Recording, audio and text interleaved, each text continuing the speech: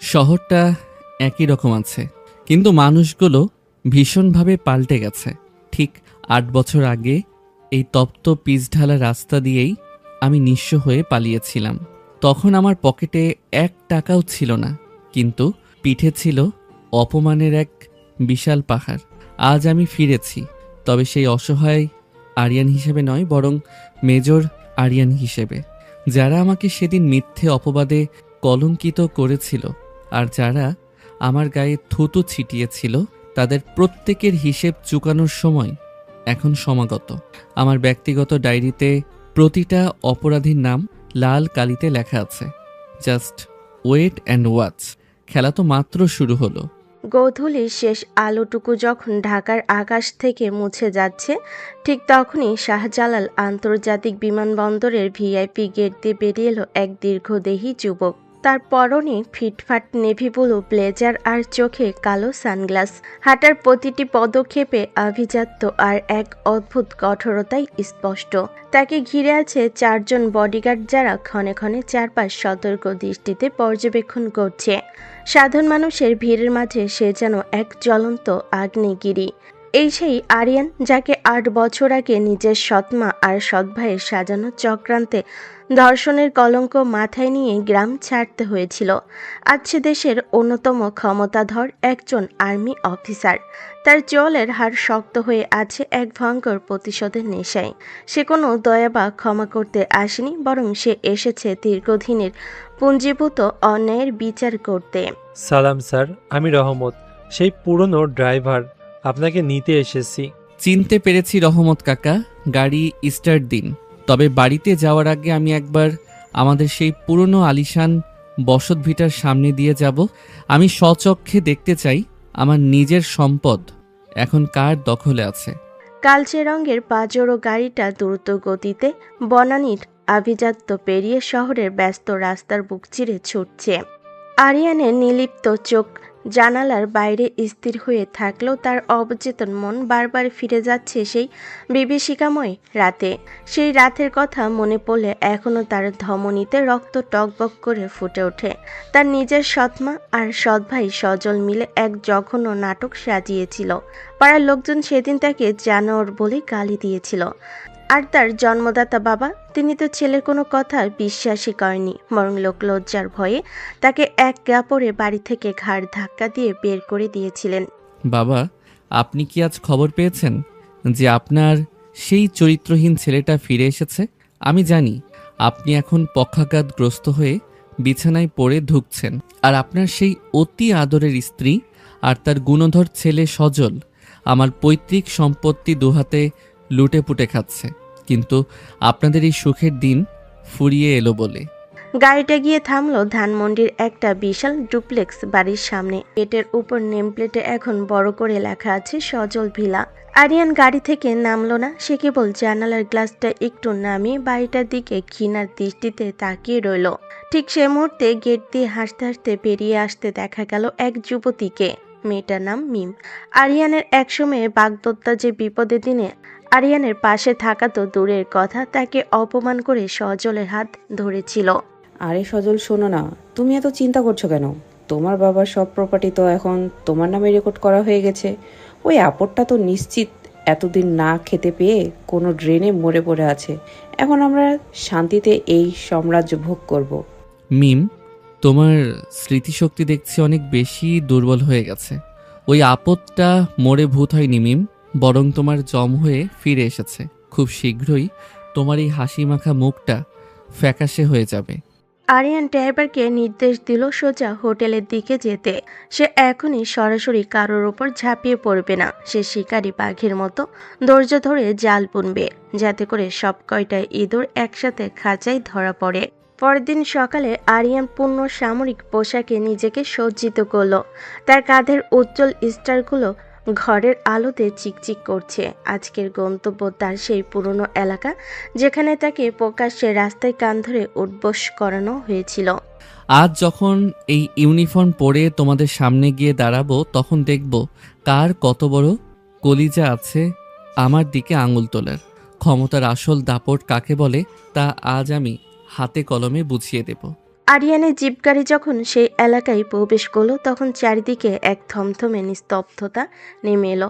সাধারণ মানুষ বিস্ময়ে বিমূঢ় হয়ে তাকিয়ে রইল এই রাজকীয় জিপের দিকে। গাড়ি থেকে আরিয়ান যখন তার ভারী বুট জুটো ঠুকে মাটিতে নামলো তখন উপস্থিত জনতা যেন পাথর হয়ে গেল। জিপ থেকে নামতেই এলাকার তথাকথিত প্রভাবশালী মাতব্বররা গদগদ হয়ে এগিয়ে এলেন। তাদের সারিতে সজলও আছে, যে এখন নিজেকে এলাকার বড় নেতা দাবি করে।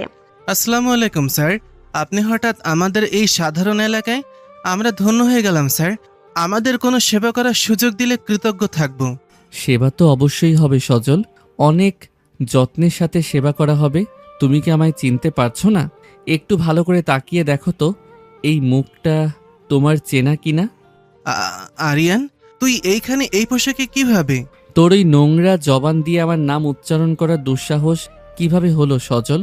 আমি এখন এই দেশের একজন গর্বিত মেজর আরিয়ান, আর তুই তো সেই একই রকম নোংরা নর্দমার কীট হয়ে আছিস। তোর কি মনে আছে 8 বছর আগে তুই আমাকে পুলিশে ধরিয়ে দিয়ে কি অপবাদ দিয়েছিলি? সেই প্রতিটি শব্দের মূল্য আজ তোকে কড়াই গণ্ডায় বুঝিয়ে দেব। সজলের সারা শরীর তখন জ্বরের রোগীর মতো থরথর করে কাঁপছে। আশেপাশে যেসব মানুষ সেদিন আরিয়ানকে জানোয়ার বলে মারধর করেছিল তারা এখন মাথা নিচু করে মাটির দিকে তাকিয়ে আছে। আরিয়ানের তীক্ষ্ণ চোখের দৃষ্টিতে এক ভয়ঙ্কর আগুন জ্বলছে। এই আগুনে সে পুড়িয়ে ছারখার করতে চায় সব অন্যায়, সব মিথ্যাচারকে। আরিয়ানের সেই প্রতিশোধের মিশন কেবল শুরু হলো। সে খুব ভালো করেই জানে যে সঠিক বিচার পেতে হলে শক্তি আর বুদ্ধির সমন্বয় প্রয়োজন। সে আর এক মুহূর্ত সময় নষ্ট করতে রাজি নয়। রহমত কাকা, গাড়ি স্টার্ট দিন। আজকের জন্য এই মৃত্যু ভয়টুকুই ওদের জন্য যথেষ্ট। কাল থেকে শুরু হবে চূড়ান্ত অ্যাকশন।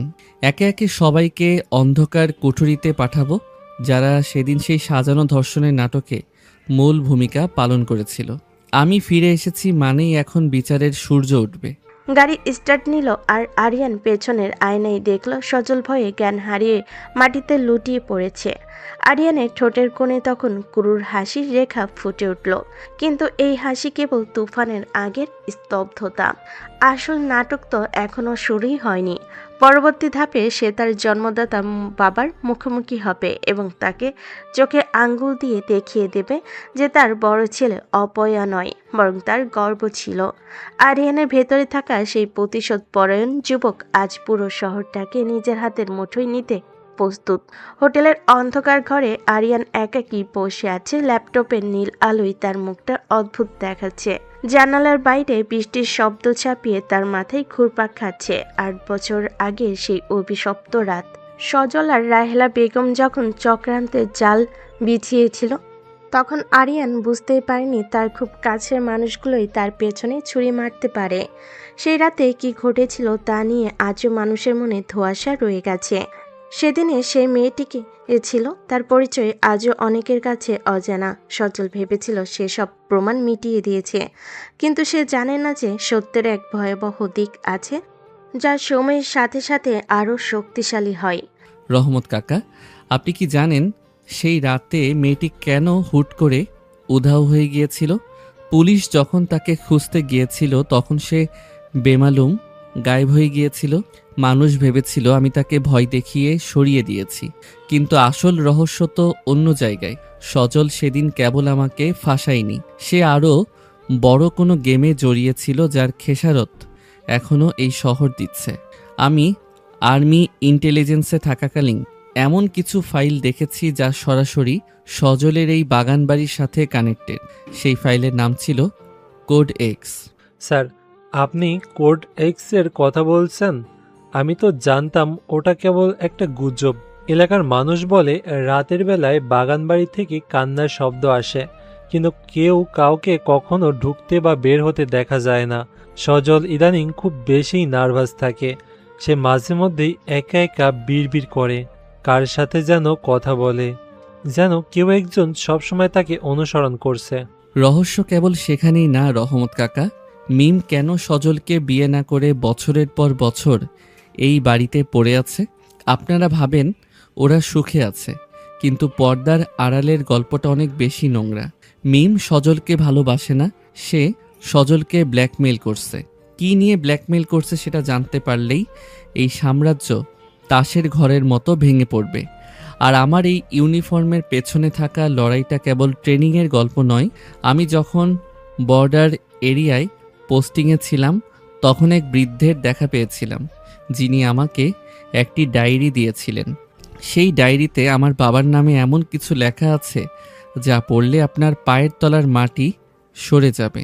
আরিয়ান উঠে দাঁড়ালো। তার চোখে এখন প্রতিশোধের চেয়েও বড় কোনো সত্য উদ্ঘাটনের তৃষ্ণা। সে আলমারি থেকে একটি ছোট্ট ডিভাইস বের করলো। এটি একটি অ্যান্ড ডিভাইস সিগন্যাল ট্র্যাকার।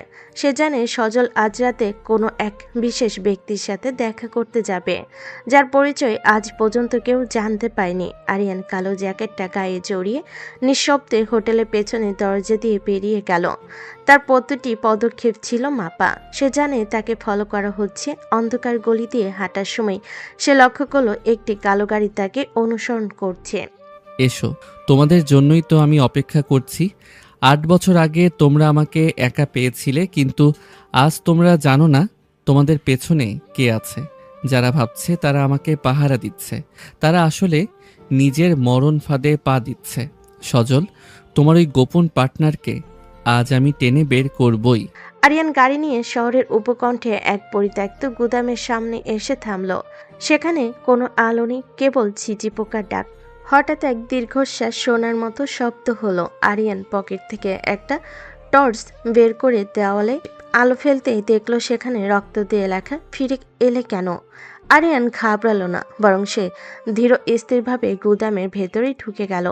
সেখানে দেখতে পেল একটি পুরনো টেবিলের উপর 8 বছর আগে সেই মেয়েটির একটি ছবি পড়ে আছে, যার উপর লাল কালিতে ক্রস চিহ্ন দেওয়া। তার মানে সে এখনো বেঁচে আছে। সজল তাকে মেরে ফেলার নাটক করেছিল মাত্র। যদি তাই হয় তবে এই রহস্যের জাল আরও গভীর। সেই মেয়েটি হতে পারে আমার নির্দোষ হওয়ার একমাত্র জীবন্ত সাক্ষী। কিন্তু সে কোথায়? কেন তাকে লুকিয়ে রাখা হয়েছে? ঠিক তখনই গুদামের ভারী লোহার দরজাটা বাইরে থেকে বন্ধ হয়ে যাওয়ার শব্দ হলো। আরিয়ান বুঝল সে কোনো বড় ফাঁদে পা দিয়েছে, কিন্তু তার মুখের ভয়ের বদলে এক চিলতে হাসি ফুটে উঠল। সে হাতঘড়ির একটি বাটন টিপতেই পুরো গুদাম এলাকাটা ড্রোন ক্যামেরার আওতায় চলে এলো। উপর থেকে ভেসে এলো হেলিকপ্টারের যান্ত্রিক আওয়াজ। আরিয়ান জানতো তারা তাকে এখানে নিয়ে আসবে, আর এটাই ছিল তার পরিকল্পনা। তাদের আস্তানায় ঢুকে তাদেরই পাতা ফাঁদে তাদের বন্দি করা। খেলা তো এখন শুরু হলো। যারা অন্ধকারে লুকিয়ে থেকে রাজত্ব করছিল তাদের এবার আলোতে আসার সময় হয়েছে। সজল, তুমি যা লুকিয়ে রেখেছ তা আজ পুরো দুনিয়ার সামনে আসবে। মেজর আরিয়ান কখনো বিনা প্রস্তুতিতে ময়দানে নামে না। এই গুদামটা কেবল একটা শুরু। এর নিচে কি আছে তা দেখার জন্য তুমি কি প্রস্তুত? মেজের এক কোণ থেকে একটি গোপন সুড়ঙ্গের মুখ বেরিয়ে এলো। সেখান থেকে অদ্ভুত এক নীল আলো বিচ্ছুরিত হচ্ছে। আরিয়ান বন্দুকটা শক্ত করে ধরে সুড়ঙ্গের দিকে এগিয়ে গেল। রহস্যের প্রতিটি পরত খুলতে শুরু করেছে। 8 বছর আগে সেই মিথ্যা অপবাদ কেবল একটি বাহানা ছিল।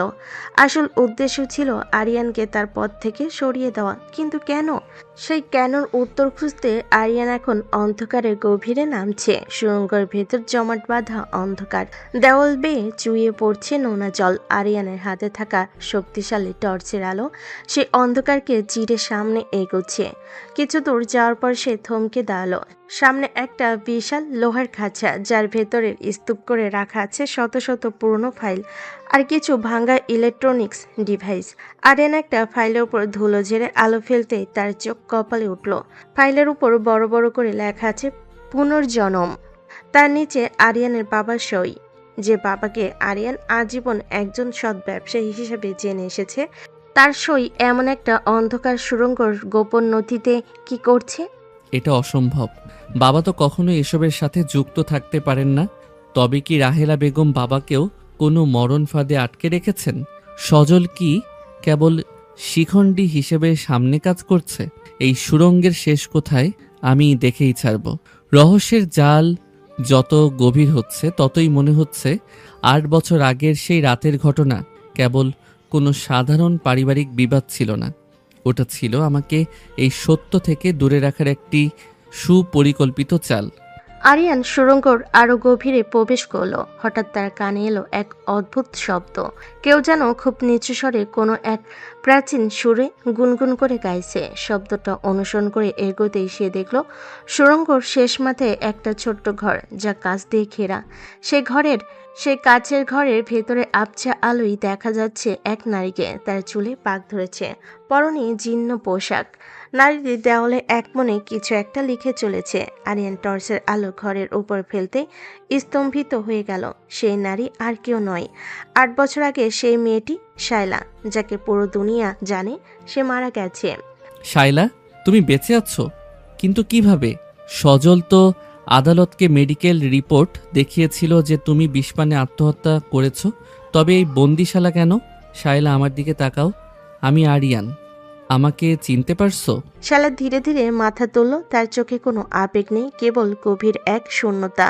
সে আরিয়ানের দিকে তাকে এক অদ্ভুত হাসি দিল। কাচের উপর হাত রেখে সে ফিসফিস করে বলল, আরিয়ান, তুমি এখানে এসে ভুল করেছো। ওরা তোমাকে আসতে দিয়েছে কারণ ওরা চায় না তুমি বাইরে ফিরে যাও। এই সুড়ঙ্গ কোনো সাধারণ লুকোনোর জায়গা নয়, এটা একটা ল্যাবরেটরি। তোমার বাবা সজলের হাতের পুতুল ছিলেন না আরিয়ান? সজল ছিল তোমার বাবার হাতের পুতুল। এই সত্যটা নিতে পারবে তো? তুমি কি বলছো এসব? বাবা কেন এমন করবেন? তিনি তো আমাকে নিজের হাতে বাড়ি থেকে বের করে দিয়েছিলেন। তিনি তো আমাকে ঘৃণা করতেন। তুমি মিথ্যে বলছো শায়লা। সজল তোমাকে দিয়ে এসব বলানোর নাটক করছে। তোমার বাবা তোমাকে বের করে দিয়েছিলেন তোমাকে বাঁচাতে আরিয়ান। তিনি জানতেন যারা এই প্রজেক্টের পেছনে আছে তারা তোমার ক্ষতি করবে, কিন্তু তুমি মেজর হয়ে ফিরে এসে ওদের কাজ সহজ করে দিলে। এখন তুমি ওদের সব থেকে বড় হাতিয়ার। ওই যে দেখো কোনার সিসিটিভি ক্যামেরাটা, ওরা তোমাকে দেখছে আরিয়ান। তোমার প্রতিটি পদক্ষেপ ওরা রেকর্ড করেছে। সজল আজ রাতে যে বিশেষ ব্যক্তির সাথে দেখা করতে যাবে সে আর কেউ নয়, সে তোমার বাবার এক সময়ের ব্যবসায়িক পার্টনার, যাকে সবাই মৃত বলে জানে। আরিয়ানের মাথার ভেতর যেন হাজারটা বজ্রপাত একসাথে শুরু হলো। সে নিজের অজান্তে পেছনের দিকে সরে এলো। ঠিক তখনই পুরো সুড়ঙ্গের লাল আলো জ্বলতে শুরু করলো এবং সাইরেন বেজে উঠল। সুড়ঙ্গের উপর থেকে সজলের অট্টহাসি শোনা গেল। মাইকে সজলের কণ্ঠস্বর ভেসে এলো, স্বাগত মেজর সাহেব, আপনি ঠিক জায়গাতেই এসেছেন। আমি জানতাম আপনার মেধা আপনাকে ঠিক এখানে টেনে আনবে। মিম এখন আমার বাবার বেডরুমে বসে এক বিশেষ ইঞ্জেকশন পুশ করেছে। আপনি কি বাঁচাতে চান আপনার বাবাকে, নাকি এই শায়লার সাথে এই সুড়ঙ্গে সমাধি হতে চান? সজল, তোর সাহস তো কম না। তুই ভাবছিস আমি একা এসেছি? আমার এক ইশারাতে পুরো এলাকা ধুলোয় মিশিয়ে দেওয়ার ক্ষমতা আমি রাখি। তোর এই গোলক ধাঁধা দিয়ে আমাকে আটকে রাখা যাবে না। মিমকে বল ইঞ্জেকশনটা সরাতে, না হলে আজ এই সুড়ঙ্গই তোর কবরে পরিণত হবে। আরিয়ান পকেট থেকে একটা রিমোট বের করলো, কিন্তু সজলের হাসি থামলো না। সজল বলল, রিমোটটা কাজ করবে না আরিয়ান, এখানে কোনো সিগন্যাল পৌঁছতে পারে না। আমরা জ্যামার অন করে দিয়েছি। এখন কেবল একটা অপারেশন আছে। ওই টেবিলের ওপর একটা নীল রঙের ফাইল আছে, ওইটাতে সই করো আর নিজেকে সঁপে দাও আমাদের প্রজেক্টে। না হলে ঠিক 10 মিনিট পর এই সুড়ঙ্গে বিষাক্ত গ্যাস ছেড়ে দেওয়া হবে। আমাকে শান্ত থাকতে হবে। ওরা যা বলছে তার সবটা সত্য নাও হতে পারে। শায়লা কেন এখানে বন্দি? বাবা কেন আমাকে বাঁচাতে চেয়েছিলেন? আর মিমের আসল উদ্দেশ্য কি? যদি বাবা এই প্রজেক্টের সাথে যুক্তই থাকেন, তবে কেন তিনি আজ পক্ষাঘাতগ্রস্ত? রহস্যের জটলাগুলো জট পাকিয়ে যাচ্ছে। কিন্তু আমি মেজর আরিয়ান, আমি হারের আগে হার মানব না। আরিয়ান লক্ষ্য করলো শায়লা ইশারায় মেঝের এক বিশেষ টাইলসের দিকে ইঙ্গিত করছে। সেখানে ছোট্ট করে একটা কোড লেখা আছে, 1056। আরিয়ান বুঝলো এটাই হয়তো বেরিয়ে যাওয়ার একমাত্র পথ। কিন্তু শায়লা কি বন্ধু নাকি শত্রুর চর? কেন সে আরিয়ানকে সাহায্য করছে? হঠাৎ সুড়ঙ্গের দেওয়াল থেকে গ্যাস বের হতে শুরু করলো। আরিয়ানের হাতে সময় খুব কম। একদিকে তার বাবার জীবন, অন্যদিকে নিজের অস্তিত্ব আর এই বিশাল ষড়যন্ত্রের পর্দা ফাঁস করা। আরিয়ান টাইলসের ওপরে কোডটা প্রেস করতে সুড়ঙ্গের একদিকে দেওয়াল সরে গেল, কিন্তু ওপাশে যা ছিল তার জন্য আরিয়ান মোটেও প্রস্তুত ছিল না। ওপাশে দাঁড়িয়ে আছে ইউনিফর্ম পরা এক যুবক, নাম আদনান। আর আশ্চর্যের বিষয় হলো আদনানের মুখটা হুবহু আরিয়ানের প্রকৃতি। আদনান, তুমি কে? আমার মতো দেখতে কেন তুমি? আমি আসল আরিয়ান। তুমি তো কেবল একটা এক্সপেরিমেন্ট, যা 8 বছর ধরে ল্যাবে তৈরি হয়েছে। তোমার স্মৃতি, তোমার রাগ, তোমার প্রতিধ্বনি সবটাই প্রোগ্রাম করা। তুমি মেজর নও আরিয়ান, তুমি কেবল একটা ছায়া। আরিয়ানের পৃথিবীটা দুলতে শুরু করলো। তার চোখের সামনে নিজের অতীত, নিজের পরিশ্রম, নিজের ইউনিফর্ম সব ঝাপসা হয়ে আসতে লাগলো। তবে কি মেজর আরিয়ান কোনো রক্ত মাংসের মানুষ নয়, নাকি এটা সজলের সাজানো কোনো মায়া? আদনান নামের এই যুবকটি কি তবে সব রহস্যের মূল? আদনান, তুমি যাই বলো না কেন, আমি এসব বিশ্বাস করি না। আমার শরীরের প্রতিটি ক্ষত চিহ্ন, আমার প্রতিটি ঘাম আর রক্তের বিনিময়ে অর্জিত এই পরিচয় কোনো ল্যাবের পরীক্ষা হতে পারে না। সজল তোমাকে শিখিয়ে পড়িয়ে পাঠিয়েছে যাতে আমার মানসিক শক্তি ভেঙে দেওয়া যায়। কিন্তু তুমি জানো না একজন সৈনিককে প্রতিকূল পরিস্থিতিতে টিকে থাকার ট্রেনিং কিভাবে দেওয়া হয়। এই সুড়ঙ্গ আর তোমার এই মায়াজাল আজ আমি চুরমার করে দেব। আদনানের মুখে সেই একই স্থির এবং যান্ত্রিক হাসি। সে ধীর পায়ে আরিয়ানের দিকে এগিয়ে আসতে লাগলো। সুড়ঙ্গের ভেতর গ্যাসের ঘনত্ব বাড়ছে। আরিয়ানের নিঃশ্বাস নিতে কষ্ট হচ্ছে, কিন্তু তার হাতের গ্রিপ বন্দুকের উপর আরো শক্ত হলো। ঠিক সেই মুহূর্তে শায়লা কাছের ঘরের ভেতর থেকে চিৎকার করে উঠল। সে ইশারায় দেখালো আদনানের গলার নিচে একটা ছোট্ট চিপের মতো কিছু একটা জ্বলছে। আরিয়ান মুহূর্তের মধ্যেই পরিস্থিতি বিশ্লেষণ করলো। এই আদনান কোনো মানুষ নয়, বরং এটি অত্যন্ত উন্নত মানের একটি রোবোটিক হিউম্যানয়েড। সজলের পেছনে থাকা সেই অদৃশ্য শক্তি অনেক দূর এগিয়ে গেছে। আরিয়ান, তুমি লজিক দিয়ে চিন্তা করো। 8 বছর আগে তুমি যখন জেল থেকে বের হয়েছিলে, তখন তোমার সাথে ঠিক কি ঘটেছিল? তোমার কি সেই পাহাড়ি রাস্তার অ্যাক্সিডেন্টের কথা মনে আছে, যেখানে তুমি মৃত বলে ঘোষিত হয়েছিলে? তোমার ব্রেন ডেড হয়ে গিয়েছিল। আমাদের এই প্রজেক্টের জন্য তোমাকেই বেছে নেওয়া হয়েছিল। তোমার স্মৃতিগুলো রিস্টোর করা হয়েছে, কিন্তু তোমার শরীরটা এখন আমাদের টেকনোলজির অংশ। তুমি চাইলেই এই সিস্টেমে আমাদের সাহায্য করতে পারো।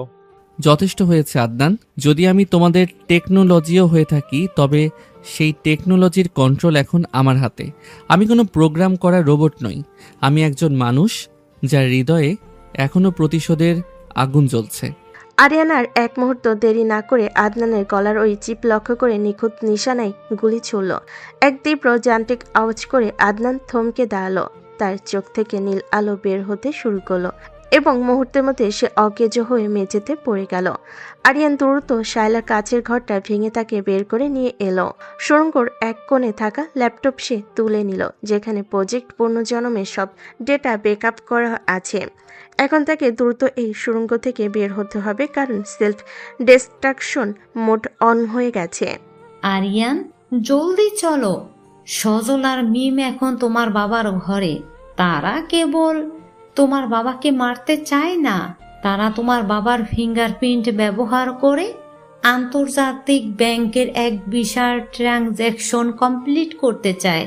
মিম আসলে কোনো সাধারণ মেয়ে নয়, সে বিদেশের এক গোয়েন্দা সংস্থার এজেন্ট হিসেবে কাজ করেছে। সজল তাকে ব্যবহার করেছে। ভাবলেও আসলে মিমই সজলকে নাচিয়ে এইসব করিয়েছে। আরিয়ান শায়লাকে নিয়ে সেই গোপন টাইলসের পথ দিয়ে বেরিয়ে এলো। বাইরে বেরোতেই সে দেখলো আকাশটা মেঘে ঢাকা। সে দ্রুত তার স্পেশাল ফোর্সকে সিগন্যাল দিল। কয়েক মিনিটের মধ্যেই হেলিকপ্টার আর কমান্ডো দল পুরো এলাকা ঘিরে ফেলল। আরিয়ানার সময় নষ্ট না করে নিজের গাড়িতে উঠে বসলো। তার গন্তব্য এখন সালাম মেনশন, যেখানে তার পক্ষঘাতগ্রস্ত বাবা মরণাপন্ন অবস্থায় মিমের হাতে পুতুল হয়ে আছেন। আরিয়ানের ভেতরে এখন দ্বিমুখী লড়াই। একদিকে নিজের অস্তিত্বের প্রশ্ন, আর অন্যদিকে পরিবারকে বাঁচানোর দায়বদ্ধতা। রহমত কাকা, গাড়ি যত দ্রুত সম্ভব চালান। মিমকে আজ আমি জ্যান্ত কবর দেব। সজলকে তো আগেই পুলিশ নিয়েছে, কিন্তু মিমকে আমি নিজের হাতে বিচার করব। ও আমার আবেগ নিয়ে খেলছে, আমার পরিবারকে ধ্বংস করেছে। আজ আর কোনো দয়া নয়। সালাম ম্যানশনের ভিতর তখন পিনপতন, নিস্তব্ধতা। আরিয়ান কমান্ডারদের নিয়ে বাড়ির পেছনের দিক দিয়ে প্রবেশ করলো। ড্রয়িং রুমে কেউ নেই। সে ধীর পায়ে তার বাবার ঘরের দিকে এগোতে লাগলো। দরজার একটু আড়াল থেকে সে দেখলো মিম হাতে একটা সিরিঞ্জ নিয়ে তার বাবার দিকে তাকিয়ে কুরুর হাসছে। বিছানায় শয্যাশায়ী বৃদ্ধ বাবা কেবল অসহায় চোখে তাকিয়ে আছেন। তার চোখের কোণে জল। তিনি হয়তো বলতে চাইছেন যে তিনি লজ্জিত তার ছেলের সাথে করা ব্যবহারের জন্য। আরিয়ান, কি ভেবেছো মেজর হয়ে সব জয় করে নেবে? ও তো জানে না ও একটা মৃত মানুষকে সজল আর আমি এতদিন বাঁচিয়ে রেখেছি কেবল এই দিনটার জন্য। আঙ্কেল এবার শান্তিতে ঘুমান। আপনার সব প্রপার্টি আর এই কোডগুলো এখন আমার। সজলকে আমি অলরেডি পুলিশের হাতে তুলে দেওয়ার ব্যবস্থা করতেছি, যাতে ও আমার পথের কাটা না হয়। মিম, তোমার খেলা এখানেই শেষ। হাত থেকে সিরিঞ্জটা ফেলে দাও, না হলে আমার এই বুলেট তোমার কপাল চিরে চলে যাবে। আরিয়ানের হঠাৎ আবির্ভাবে মিম চমকে গেল। সে তার লুকানো অস্ত্র বের করতে চাইল, কিন্তু আরিয়ানের ক্ষিপ্ততার কাছে সে কিছুই না। আরিয়ান এক লাথি মেরে মিমের হাত থেকে অস্ত্রটা ফেলে দিল এবং তাকে দেওয়ালে চেপে ধরল। আরিয়ানের চোখের মনি তখন আগুনের মতো জ্বলছে। মিম ভয়ে কাঁপতে শুরু করলো। সে বুঝতে পেরেছে আরিয়ান সব জেনে গেছে। ঠিক তখনই ঘরের কোণ থেকে এক অদ্ভুত ছায়া বেরিয়ে এলো। সেই ছায়ার হাতে থাকা ড্যাগারটা মিমের দিকে নয়, বরং আরিয়ানের দিকে তাক করা। শাইলা, তুমি কেন আমার দিকে অস্ত্র তাক করে আছো? কারণ মিম আমার বস নয় আরিয়ান, আমি মিমের বস। এই পুরো গেমটার মাস্টার মাইন্ড আমি। সজল আর রাহেলা বেগম তো কেবল ছোটখাটো চোর। আসল খেলা তো এই প্রজেক্ট পুনর্জন্ম নিয়ে, যা তোমার বাবা আর আমি মিলে শুরু করেছিলাম। কিন্তু তোমার বাবা মাঝপথে সরে যেতে চেয়েছিলেন বলে তাকে এই অবস্থায় আসতে হয়েছে। এখন তোমার এই ইউনিফর্ম আর মেধা আমাদের প্রজেক্টের সাকসেস রিপোর্ট। আরিয়ান এক অদ্ভুত গোলক ধাঁধায় পড়ে গেল। যাকে সে বাঁচাতে এলো সে শাইলা কি তবে তার আসল শত্রু? শাইলার চোখে সেই শূন্যতা এখন এক ভয়ঙ্কর খুনের নেশায় পরিণত হয়েছে। আরিয়ানের বাবা কি সত্যি অপরাধী ছিলেন? রহস্যের জটলাগুলো যখন আরো বেশি জটিল হয়ে উঠল, আরিয়ান বুঝতে পারল এই ষড়যন্ত্রের গভীরতা আর তার ভাবনার চেয়েও অনেক বেশি। শাইলা হাতের ড্যাগার আরিয়ানের বুকের ঠিক কয়েক ইঞ্চি দূরে স্থির হয়ে আছে। ঘরের পরিবেশটা হঠাৎ করে বরফ শীতল হয়ে গেল। আরিয়ান নিজের চোখকে বিশ্বাস করতে পারছে না যে শাইলাকে সে এতক্ষণ নির্যাতিত ভেবে উদ্ধার করে আনলো। সে এখন তার জীবন নেওয়ার জন্য তৈরি। মিম তখন দেওয়ালের এক কোণে দাঁড়িয়ে শাইলার নির্দেশের অপেক্ষা করছে। আরিয়ানের বাবা বিছানায় শুয়ে কেবল অস্পষ্ট গুঙ্গানি তুলছেন। তার চোখ দিয়ে অঝরে জল পড়তেছে। ঠিক সেই মুহূর্তে পুরো বাড়ির বিদ্যুৎ বিচ্ছিন্ন হয়ে গেল। চারপাশ বিদ্ঘুটে অন্ধকার। আরিয়ান, অন্ধকারে লুকিয়ে বাঁচার চেষ্টা করো না। এই বাড়ির প্রতিটা ইঞ্চি আমার চেনা। মিম, জেনারেটর অন করো। ওর খেলা আজ এখানেই শেষ করতে হবে। তার জানালার কাঁচ ভেঙে কেউ একজন ঝড়ে বেগে ঘরের ভেতর প্রবেশ করলো। নিখুঁত নিশানায় একটা স্মোক গ্রেনেড ফাটানো হলো আর ধোঁয়ায় পুরো ঘর আচ্ছন্ন হয়ে গেল। অন্ধকারের মাঝে কেবল দপদপ করে কয়েকটা লাল লেজার লাইট দেখা গেল। শাইলা কিছু বুঝে ওঠার আগেই এক অদৃশ্য শক্তির আঘাতে তার হাতের ড্যাগারটা ছিটকে দূরে পড়ে গেল। কেউ একজন অত্যন্ত ক্ষিপ্ততার সাথে আরিয়ানকে ধাক্কা দিয়ে মেঝের উপর শুইয়ে দিল এবং তার কানের কাছে ফিসফিস করে বলল, চুপ থাকুন মেজর, বেকআপ চলে এসেছে। আপনি কে? শাইলাকে ধরুন, ও পালানোর চেষ্টা করছে। ধোঁয়া একটু পরিষ্কার হতে দেখা গেল ঘরের মাঝখানে দাঁড়িয়ে আছে এক তরুণী। পরনে ব্ল্যাক ট্যাকটিক্যাল জ্যাকেট, হাতে আধুনিক সাইলেন্সার লাগানো পিস্তল। তার চোখের চাহনিতে এক শীতলতা আর আত্মবিশ্বাস। সে আর কেউ নয়, ইন্টারপোলের স্পেশাল ক্রাইম ব্রাঞ্চের আন্ডারকভার এজেন্ট অহনা। আরিয়ানের জীবনের এই জটিল সমীকরণে অহনার এন্ট্রি পুরো গল্পের মোড় ঘুরিয়ে দিল। শাইলা আর মিম তখন অহনা লেজার লাইটের নিশানা হয়ে হাত তুলে দাঁড়িয়ে আছে। শায়লা ম্যাডাম, আপনার প্রজেক্ট পুনর্জন্মের ফাইলগুলো অলরেডি আমাদের সার্ভারে আপলোড হয়ে গেছে। আপনি ভেবেছিলেন আরিয়ানকে ট্র্যাপে ফেলে আপনি পার হয়ে যাবেন। আমি গত 2 বছর ধরে এই প্রজেক্টের পেছনে ছায়ার মতো লেগে আছি। মেজর আরিয়ান, আপনি জাগে আপনার বাবা ভাবছেন রহস্যটা আসলে তার চেয়েও গভীর। তবে এই বিষকন্যাদের ঠান্ডা করা দরকার। তুমি কে? এখানে ঢোকার সাহস কিভাবে হলো তোমার? তুমি জানো না আমার পেছনে কারা আছে? আমি কে সেটা তোমার বস শায়লা খুব ভালো করেই জানে। আর তোমাদের পেছনে যারা আছে তারা এখন সবাই আমার টিমের হেফাজতে মিম। তোমার গোয়েন্দাগিরি আজ এখানেই শেষ। সজলকে তো আরিয়ান পুলিশে দিয়েছে, কিন্তু তোমার আসল গন্তব্য হলো ব্ল্যাক সেল। আরিয়ান, আপনি কি এখন বুঝতে পারছেন না শায়লা কেন এই নাটক সাজিয়েছে? শায়লা আসলে আপনার বাবার পার্টনারের মেয়ে ছিল না, ও ছিল এই প্রজেক্টের মূল ইনভেস্টরদের একজন। অহনা, আপনি আমাকে এসব কেন বলছেন? আপনি কি জানেন আমার অতীত সম্পর্কে? শাইলা দাবি করছে আমি কেবল একটা এক্সপেরিমেন্ট। এটা কি সত্যি? আরিয়ান, আয়নার সামনে তাকান। আপনার রক্ত কোনো ল্যাবের কেমিক্যাল নয়। শায়লা আপনাকে মানসিকভাবে ভেঙে দেওয়ার জন্য আপনাকে তৈরি করেছিল। আদনান একটা ক্লোন ছিল যা আপনার ডিএনএ থেকে তৈরি, কিন্তু আপনি আসল আরিয়ান। আপনার বাবা আপনাকে বের করে দিয়েছিল কারণ তিনি জানতেন শায়লা আপনাকে দিয়ে একটা সুইসাইডাল মিশনে কাজ করাতে চাইছিল। শায়লার এই ল্যাবরেটরিতে আপনার মতো আর অনেককে বন্দি করে রাখা হয়েছিল। আমি অহনা আপনাকে এই অন্ধকার থেকে বের করার দায়িত্ব নিয়েছি।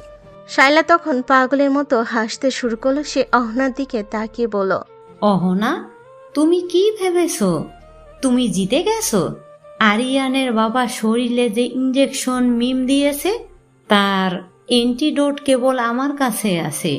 তুমি আমাকে গ্রেপ্তার করলে ওনাকে বাঁচাতে পারবে না। আরিয়ান, তোমার বাবার প্রাণ এখন আমার হাতের মুঠোয়। এবার বলো, তুমি কি তোমার এই নতুন নায়িকার কথা শুনবে নাকি আমার পায়ে পড়বে? শায়লা, তোমার এই ব্যাকআপ প্ল্যানটা বেশ পুরনো। মিম যে এই সিরিঞ্জটা নিয়েছিল ওটা আমি আগেই বদলে দিয়েছিলাম। ওটা ছিল সাধারণ স্যালাইন ওয়াটার। তোমার অ্যান্টিডোট এখন আর প্রয়োজন নেই। আরিয়ান, আপনার বাবা এখন বিপদমুক্ত। এখন সিদ্ধান্ত আপনার। আপনি কি এদের আইনের হাতে তুলে দেবেন নাকি নিজের হাতেই বিচার করবেন? অহনা, আপনি আজ আমার কেবল জীবন বাঁচাননি, আমার অস্তিত্বের সংকট দূর করেছেন। আমি মেজর হিসেবে শপথ নিয়েছি আইনের শাসন প্রতিষ্ঠা করার। তাই শাইলা আর মিমের বিচার হবে দেশের সর্বোচ্চ আদালতে। এদের প্রতিটি চক্রান্তের জবাব আমি দেব। কমান্ডারেরা ঘরে ঢুকে শায়লা আর মিমকে গ্রেপ্তার করে নিয়ে গেল। ঘরটা এখন শান্ত। অহনা আরিয়ানের কাছে এগিয়ে গিয়ে তার কাঁধে হাত রাখলো। আরিয়ান দেখল অহনার চোখের গভীরে এক অদ্ভুত মায়া লুকিয়ে আছে। অহনা আরিয়ানের সামনে একটি নীল রঙের পাসপোর্ট বাড়িয়ে দিয়ে বলল, আপনার বাবা এই দেশেই থাকবেন, কিন্তু আপনাকে এখন আমার সাথে যেতে হবে। প্রজেক্ট পুনর্জন্মের শেকড় অনেক দূরে বিস্তর। আপনি কি তৈরি মেজর আরিয়ান এক নতুন মিশনে আমার পার্টনার হতে? আমি তৈরি অহনা। যে আগুন আমার ভেতরে জ্বলেছিল তা এখন থেকে কেবল ন্যায়ের জন্য জ্বলবে। আপনি ঠিক সময় না এলে হয়তো আজ আমি নিজেই নিজেকে হারিয়ে ফেলতাম। আরিয়ান তার বাবার দিকে তাকালো। বাবা এখন শান্তিতে ঘুমাচ্ছেন। আরিয়ানের মনে হলো 8 বছরের এক দীর্ঘ বিভীষিকা আজ শেষ হতে চলেছে। কিন্তু অহনার এই আবির্ভাব আরিয়ানের জীবনে কেবল এক নতুন অধ্যায় শুরু করলো না, বরং তাকে এক নতুন রহস্যের দিকে নিয়ে গেল। সালাম ম্যানশনের বাইরে আকাশে তখন ভোরের আলো ফুটতে শুরু করেছে। সারা রাত চলে যাওয়ায় ভয়ঙ্কর ঝড়টা থেমে গেল। আরিয়ানের মনের ভেতরে ঝড় যেন আরও তীব্র হয়েছে। মিমার শায়লাকে পুলিশ ও ইন্টারপোলের বিশেষ দল নিয়ে যাওয়ার পর বাড়িটা এখন মৃত্যুপুরীর মতো নিস্তব্ধ। ড্রয়িং রুমের সোফায় বসে আছে অহনা। তার সামনে রাখা ল্যাপটপে তখনও কিছু ডেটা ট্রান্সফার হচ্ছে। আরিয়ান তার বাবা সালাম সাহেবের ঘরের দরজায় দাঁড়িয়ে তাকিয়ে আছে ঘুমন্ত মানুষটার দিকে, যে বাবাকে সে সারা জীবন ঘৃণা করে এসেছে। আজ সেই মানুষটার অসাধ্য দেখে তার বুক ফেটে যাচ্ছে। আরিয়ান ধীর পায়ে ড্রয়িং রুমে এসে অহনার মুখোমুখি দাঁড়ালো। অহনা, আপনি কে সেটা আমি জানি, কিন্তু কেন আপনি আমাকে সাহায্য করতে এত ঝুঁকি নিলেন সেটা এখনো আমার কাছে পরিষ্কার নয়। ইন্টারপোল কি তবে আগে থেকেই জানতো যে বাংলাদেশে বসে শাইলা আর আমার বাবা এমন কোনো প্রজেক্ট চালাচ্ছেন? আর আপনি যে বললেন আমি ক্লোন নই, সেই নিশ্চয়তা আপনি কিভাবে দিচ্ছেন? আরিয়ান, বসুন। আপনার সব প্রশ্নের উত্তর আজ আমি দেব, কারণ আপনার এখন শান্ত থাকা খুব জরুরি। আমি ইন্টারপোলে জয়েন করার আগে এই প্রজেক্ট পুনর্জন্মের উপর থিসিস করেছিলাম। আপনার বাবা সালাম সাহেব একজন তুখোড় বিজ্ঞানী ছিলেন, কিন্তু তিনি বুঝতে পারেননি যে তার ইনভেনশন একদিন শায়লার মতো মানুষের হাতে পড়ে মরণাস্ত্রে পরিণত হবে। শায়লা আপনার ডিএনএ চুরি করেছিল যখন আপনি প্রথমবার জেলখানায় ছিলেন। আদনানকে তৈরি করা হয়েছিল আপনাকে রিপ্লেস করার জন্য।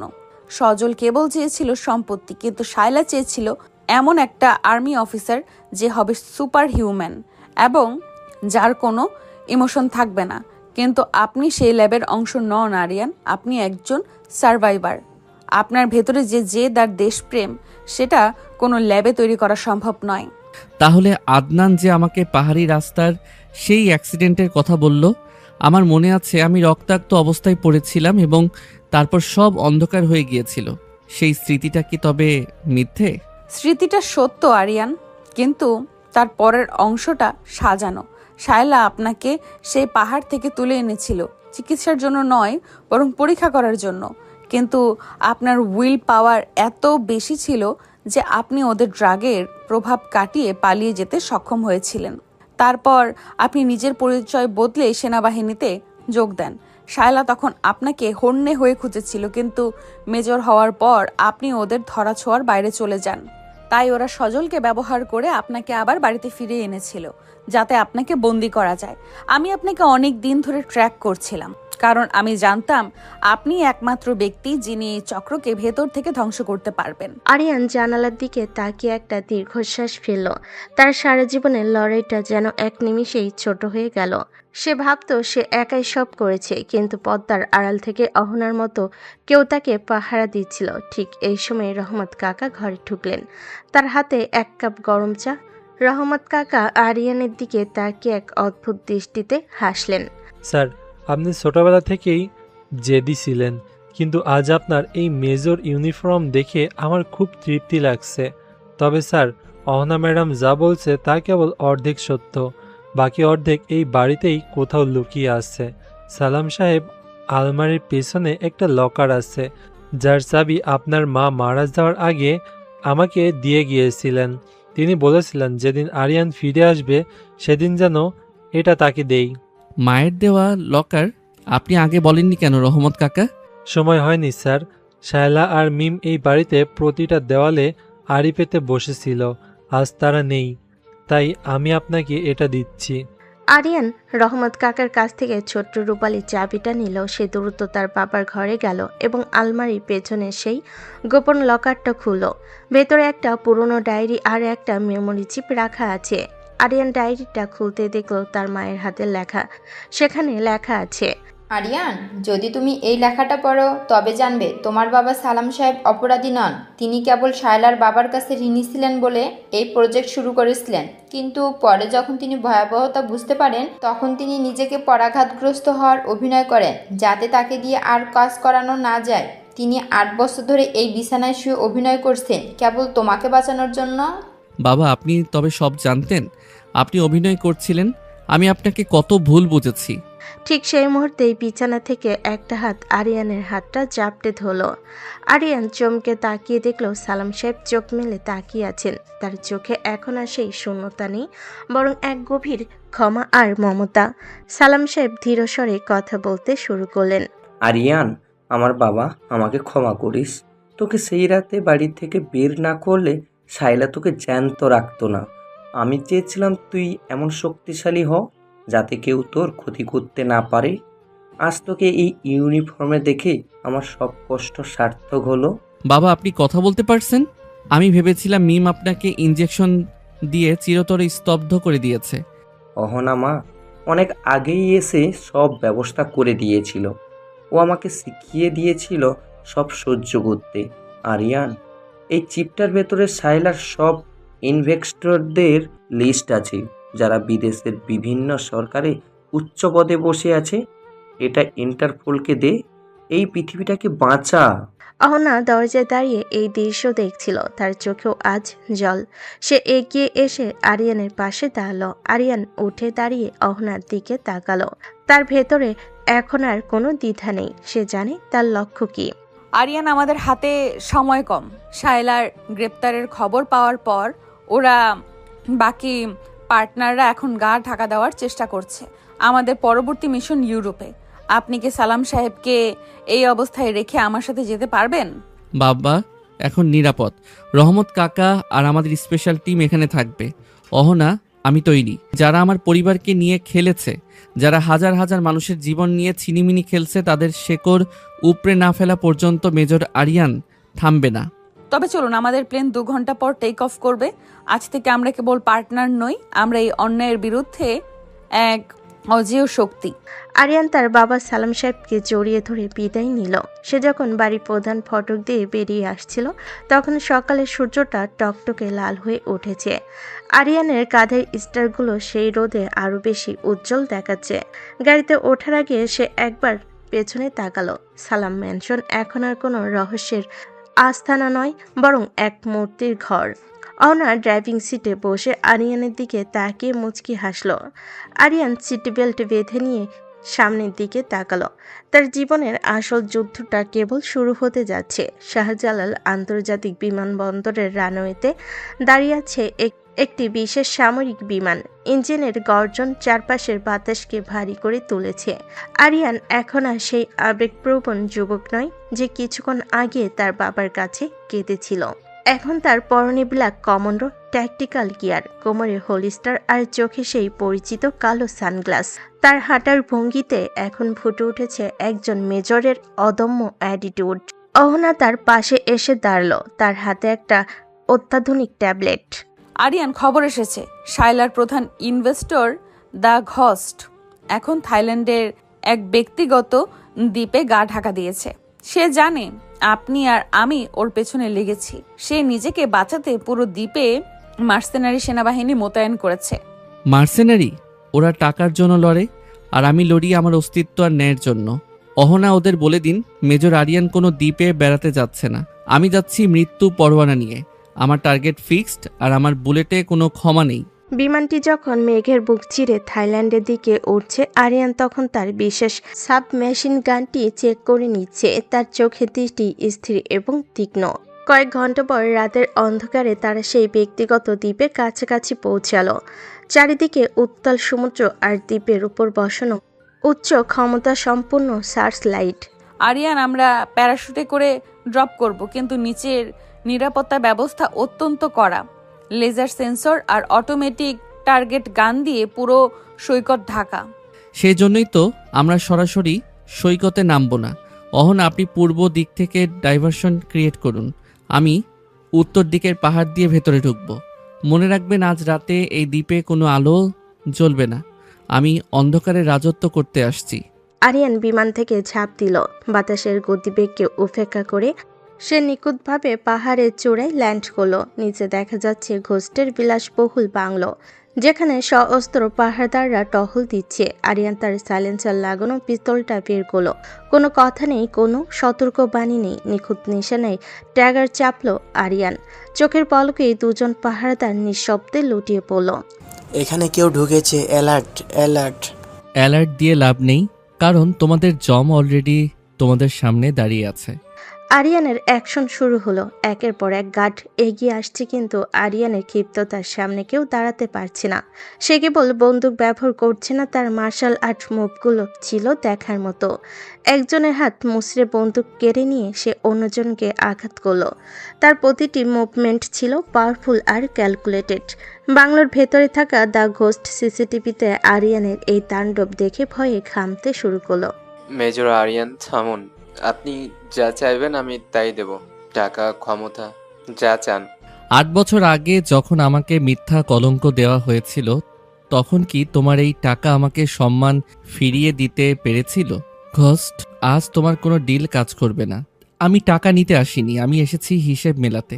তোমার প্রতিটা বুলেট, প্রতিটা চক্রান্তের দাম আজ তোমার রক্ত দিয়ে মেটাতে হবে। আরিয়ান বাংলোর প্রধান দরজায় লাথি মেরে ভেঙে ভেতরে ঢুকলো। সেখানে আরও ডজনখানেক সশস্ত্র মার্সেনারি তাকে ঘিরে ধরল, কিন্তু আরিয়ানের চোখে ভয়ে লেশ মাত্র নেই। সে দুহাতে দুটো পিস্তল নিয়ে এক ভয়ঙ্কর অ্যাকশন সিকোয়েন্স শুরু করলো। ড্রাইভিং দিয়ে মেঝেতে গড়িয়ে এসে নিশানায় গুলি ছুটতে লাগলো। ধোঁয়া আর বারুদের গন্ধে ঘর ভরে গেল। মাত্র 3 মিনিটের মাথায় পুরো হলরুম নিস্তব্ধ হয়ে গেল। মেঝেতে পড়ে আছে সব কয়টা গার্ড। আরিয়ান দাঁড়িয়ে তার জ্যাকেটে ধুলো ঝালো এবং ঘোস্টের অফিসের দিকে ধীর পায়ে এগিয়ে গেল। ঘোস্ট, বেরিয়ে আসো। ইঁদুরের মতো গর্তে লুকিয়ে থেকে লাভ নেই। আজ তোমার এই দ্বীপ তোমার শেষ ঠিকানা হবে। আরিয়ান যখন অফিসের ভেতর ঢুকলো, দেখলো ঘোস্ট একটা গোপন সুড়ঙ্গ দিয়ে পালানোর চেষ্টা করছে। আরিয়ান এক দৌড়ে গিয়ে তার গলা চেপে ধরলো এবং এক আছাড় দিয়ে তাকে মাটিতে ফেললো। আরিয়ানের বট্ট জুতো এখন ঘোস্টের বুকের ওপর। তুমি ভেবেছিলে টাকার জোরে তুমি ধরাছোঁয়ার বাইরে থাকবে? তুমি জানো না একজন আর্মি অফিসারের তেজ কতটা ভয়ঙ্কর হতে পারে। অহনা, সিগন্যাল দিন, ব্যাকআপ টিমকে বলুন আইল্যান্ড এখন আমাদের দখলে। চমৎকার অ্যাকশন ছিল আরিয়ান।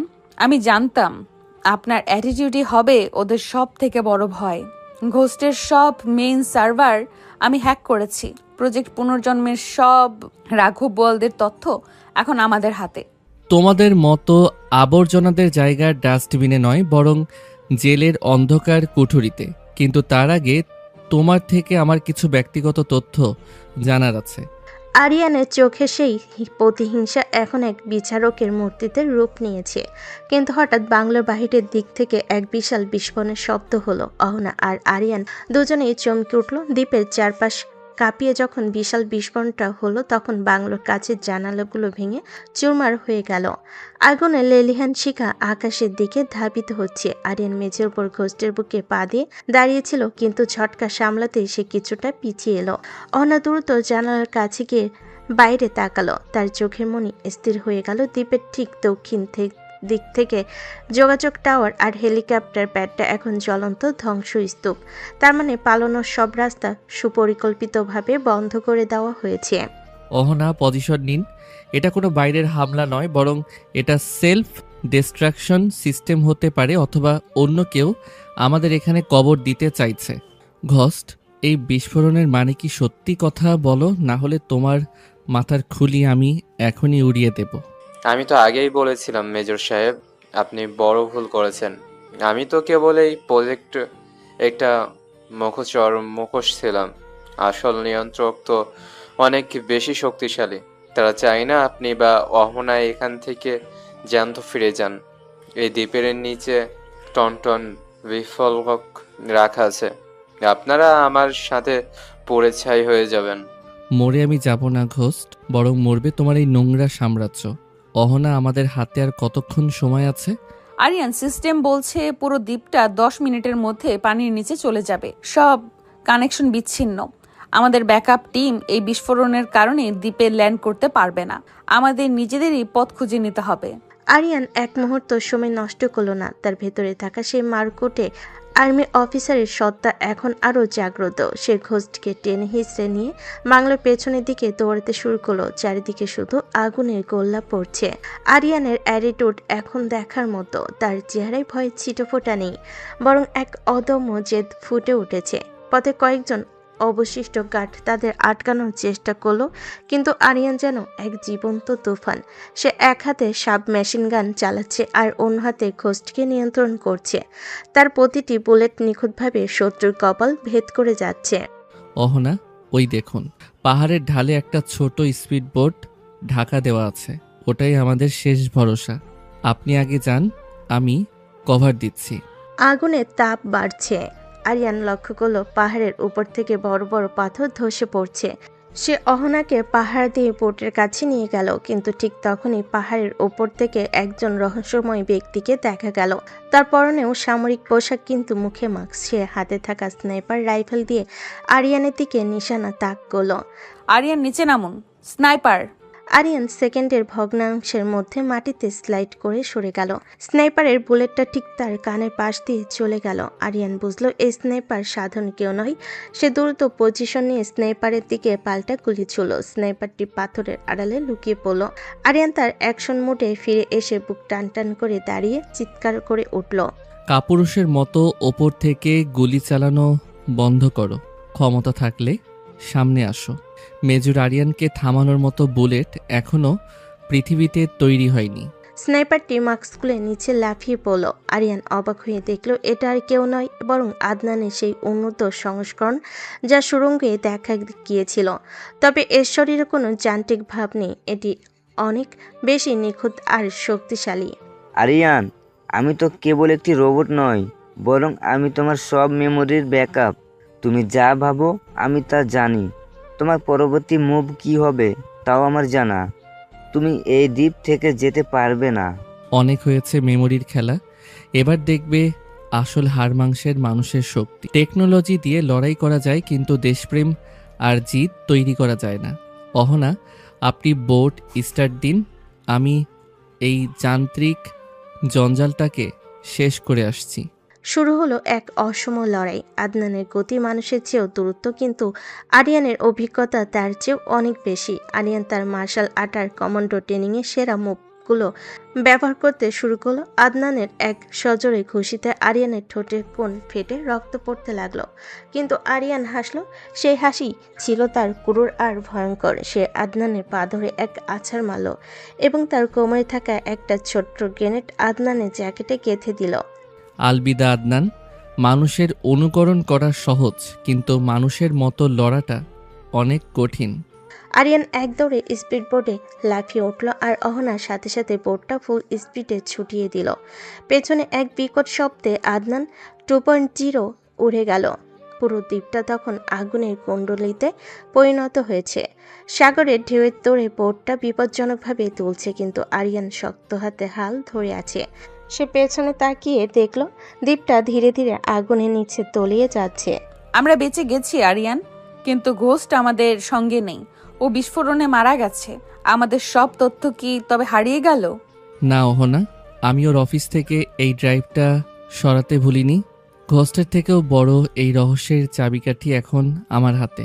যারা ভেবেছিল আরিয়ানকে দ্বীপে কবর দেবে, তারা জানতো না আরিয়ান হচ্ছে সেই ফিনিক্স পাখি যে ছাই থেকেও ফিরে আসতে জানে। জলরাশি চিরে অজানার উদ্দেশ্যে ছুটছে। আরিয়ানের চোখে এখন এক নতুন সংকল্প। সে জানে এই ড্রাইভারের ভেতরে থাকা তথ্যগুলো পুরো বিশ্বের তোলপাড় সৃষ্টি করবে। তার বাবা সালাম সাহেব আর অহনার সহযোগিতায় সে এখন এক বৈশ্বিক ষড়যন্ত্রের জাল ছিঁড়ে ফেলেছে। কিন্তু গল্পের শেষ কি এখানেই, নাকি এই ড্রাইভারের ভেতরে আরিয়ানের নিজের জীবন সম্পর্কে আরও কোনো ভয়ানক সত্য লুকিয়ে আছে? আরিয়ানের অ্যাটিটিউড বলছে সে এখন যে কোনো সত্যের মুখোমুখি হতে প্রস্তুত। উত্তাল সমুদ্রের ঢেউ চিরে স্পিড বোটটি এগিয়ে চলছে। সাগরের নোনা জল আরিয়ানের ক্ষতবিক্ষত মুখে এসে লাগছে, কিন্তু তার কোনো ভ্রুক্ষেপ নেই। সে একমনে তাকিয়ে আছে তার হাতে সেই ড্রাইভারটির দিকে। একটু আগে ঘটে যাওয়া মৃত্যু ঝুঁকি তাকে মোটো দমাতে পারেনি, বরং তার ভেতরে থাকা জেদকে আরও কয়েক গুণ বাড়িয়ে দিয়েছে। অনবোটের স্টিয়ারিং ধরে আছে, তার চোখে ক্লান্তি থাকলেও চেহারায় এক ধরনের জয়ের আনন্দ ফুটে উঠেছে। আকাশে তখন মেঘ কেটে গিয়ে হালকা চাঁদ দেখা যাচ্ছে। আরিয়ান, আমরা মূল ভূখণ্ডের খুব কাছাকাছি চলে এসেছি। ইন্টারপোলের একটি বিশেষ দল আমাদের জন্য নির্দিষ্ট পয়েন্টে অপেক্ষা করছে, কিন্তু আমার মনে হচ্ছে এই ড্রাইভটি উদ্ধার করার খবরটি পাওয়ার পর শায়লার বাকি নেটওয়ার্ক আরও বেশি সক্রিয় হয়ে উঠবে। আপনি কি নিশ্চিত যে এই ড্রাইভটি আমরা সরাসরি ল্যাবে নিয়ে যাব? একদম নিশ্চিত অহনা। যারা আমার জীবন নিয়ে জুয়া খেলেছে তাদের আমি ছাড়ব না। এই ড্রাইভের ভেতরে এমন কিছু নাম আছে যারা ক্ষমতার আড়ালে বসে এই নোংরা খেলা খেলছে। আমি চাই পৃথিবীর মানুষ জানুক মেজর আরিয়ানের জীবন কোনো ল্যাবে পরীক্ষা নয়। আমি চাই আমার বাবার সম্মান ফিরিয়ে দিতে। শাইলা ভেবেছিল সে আমাকে শেষ করে দেবে, কিন্তু সে জানতো না আমি দমে যাওয়ার পাত্র নই।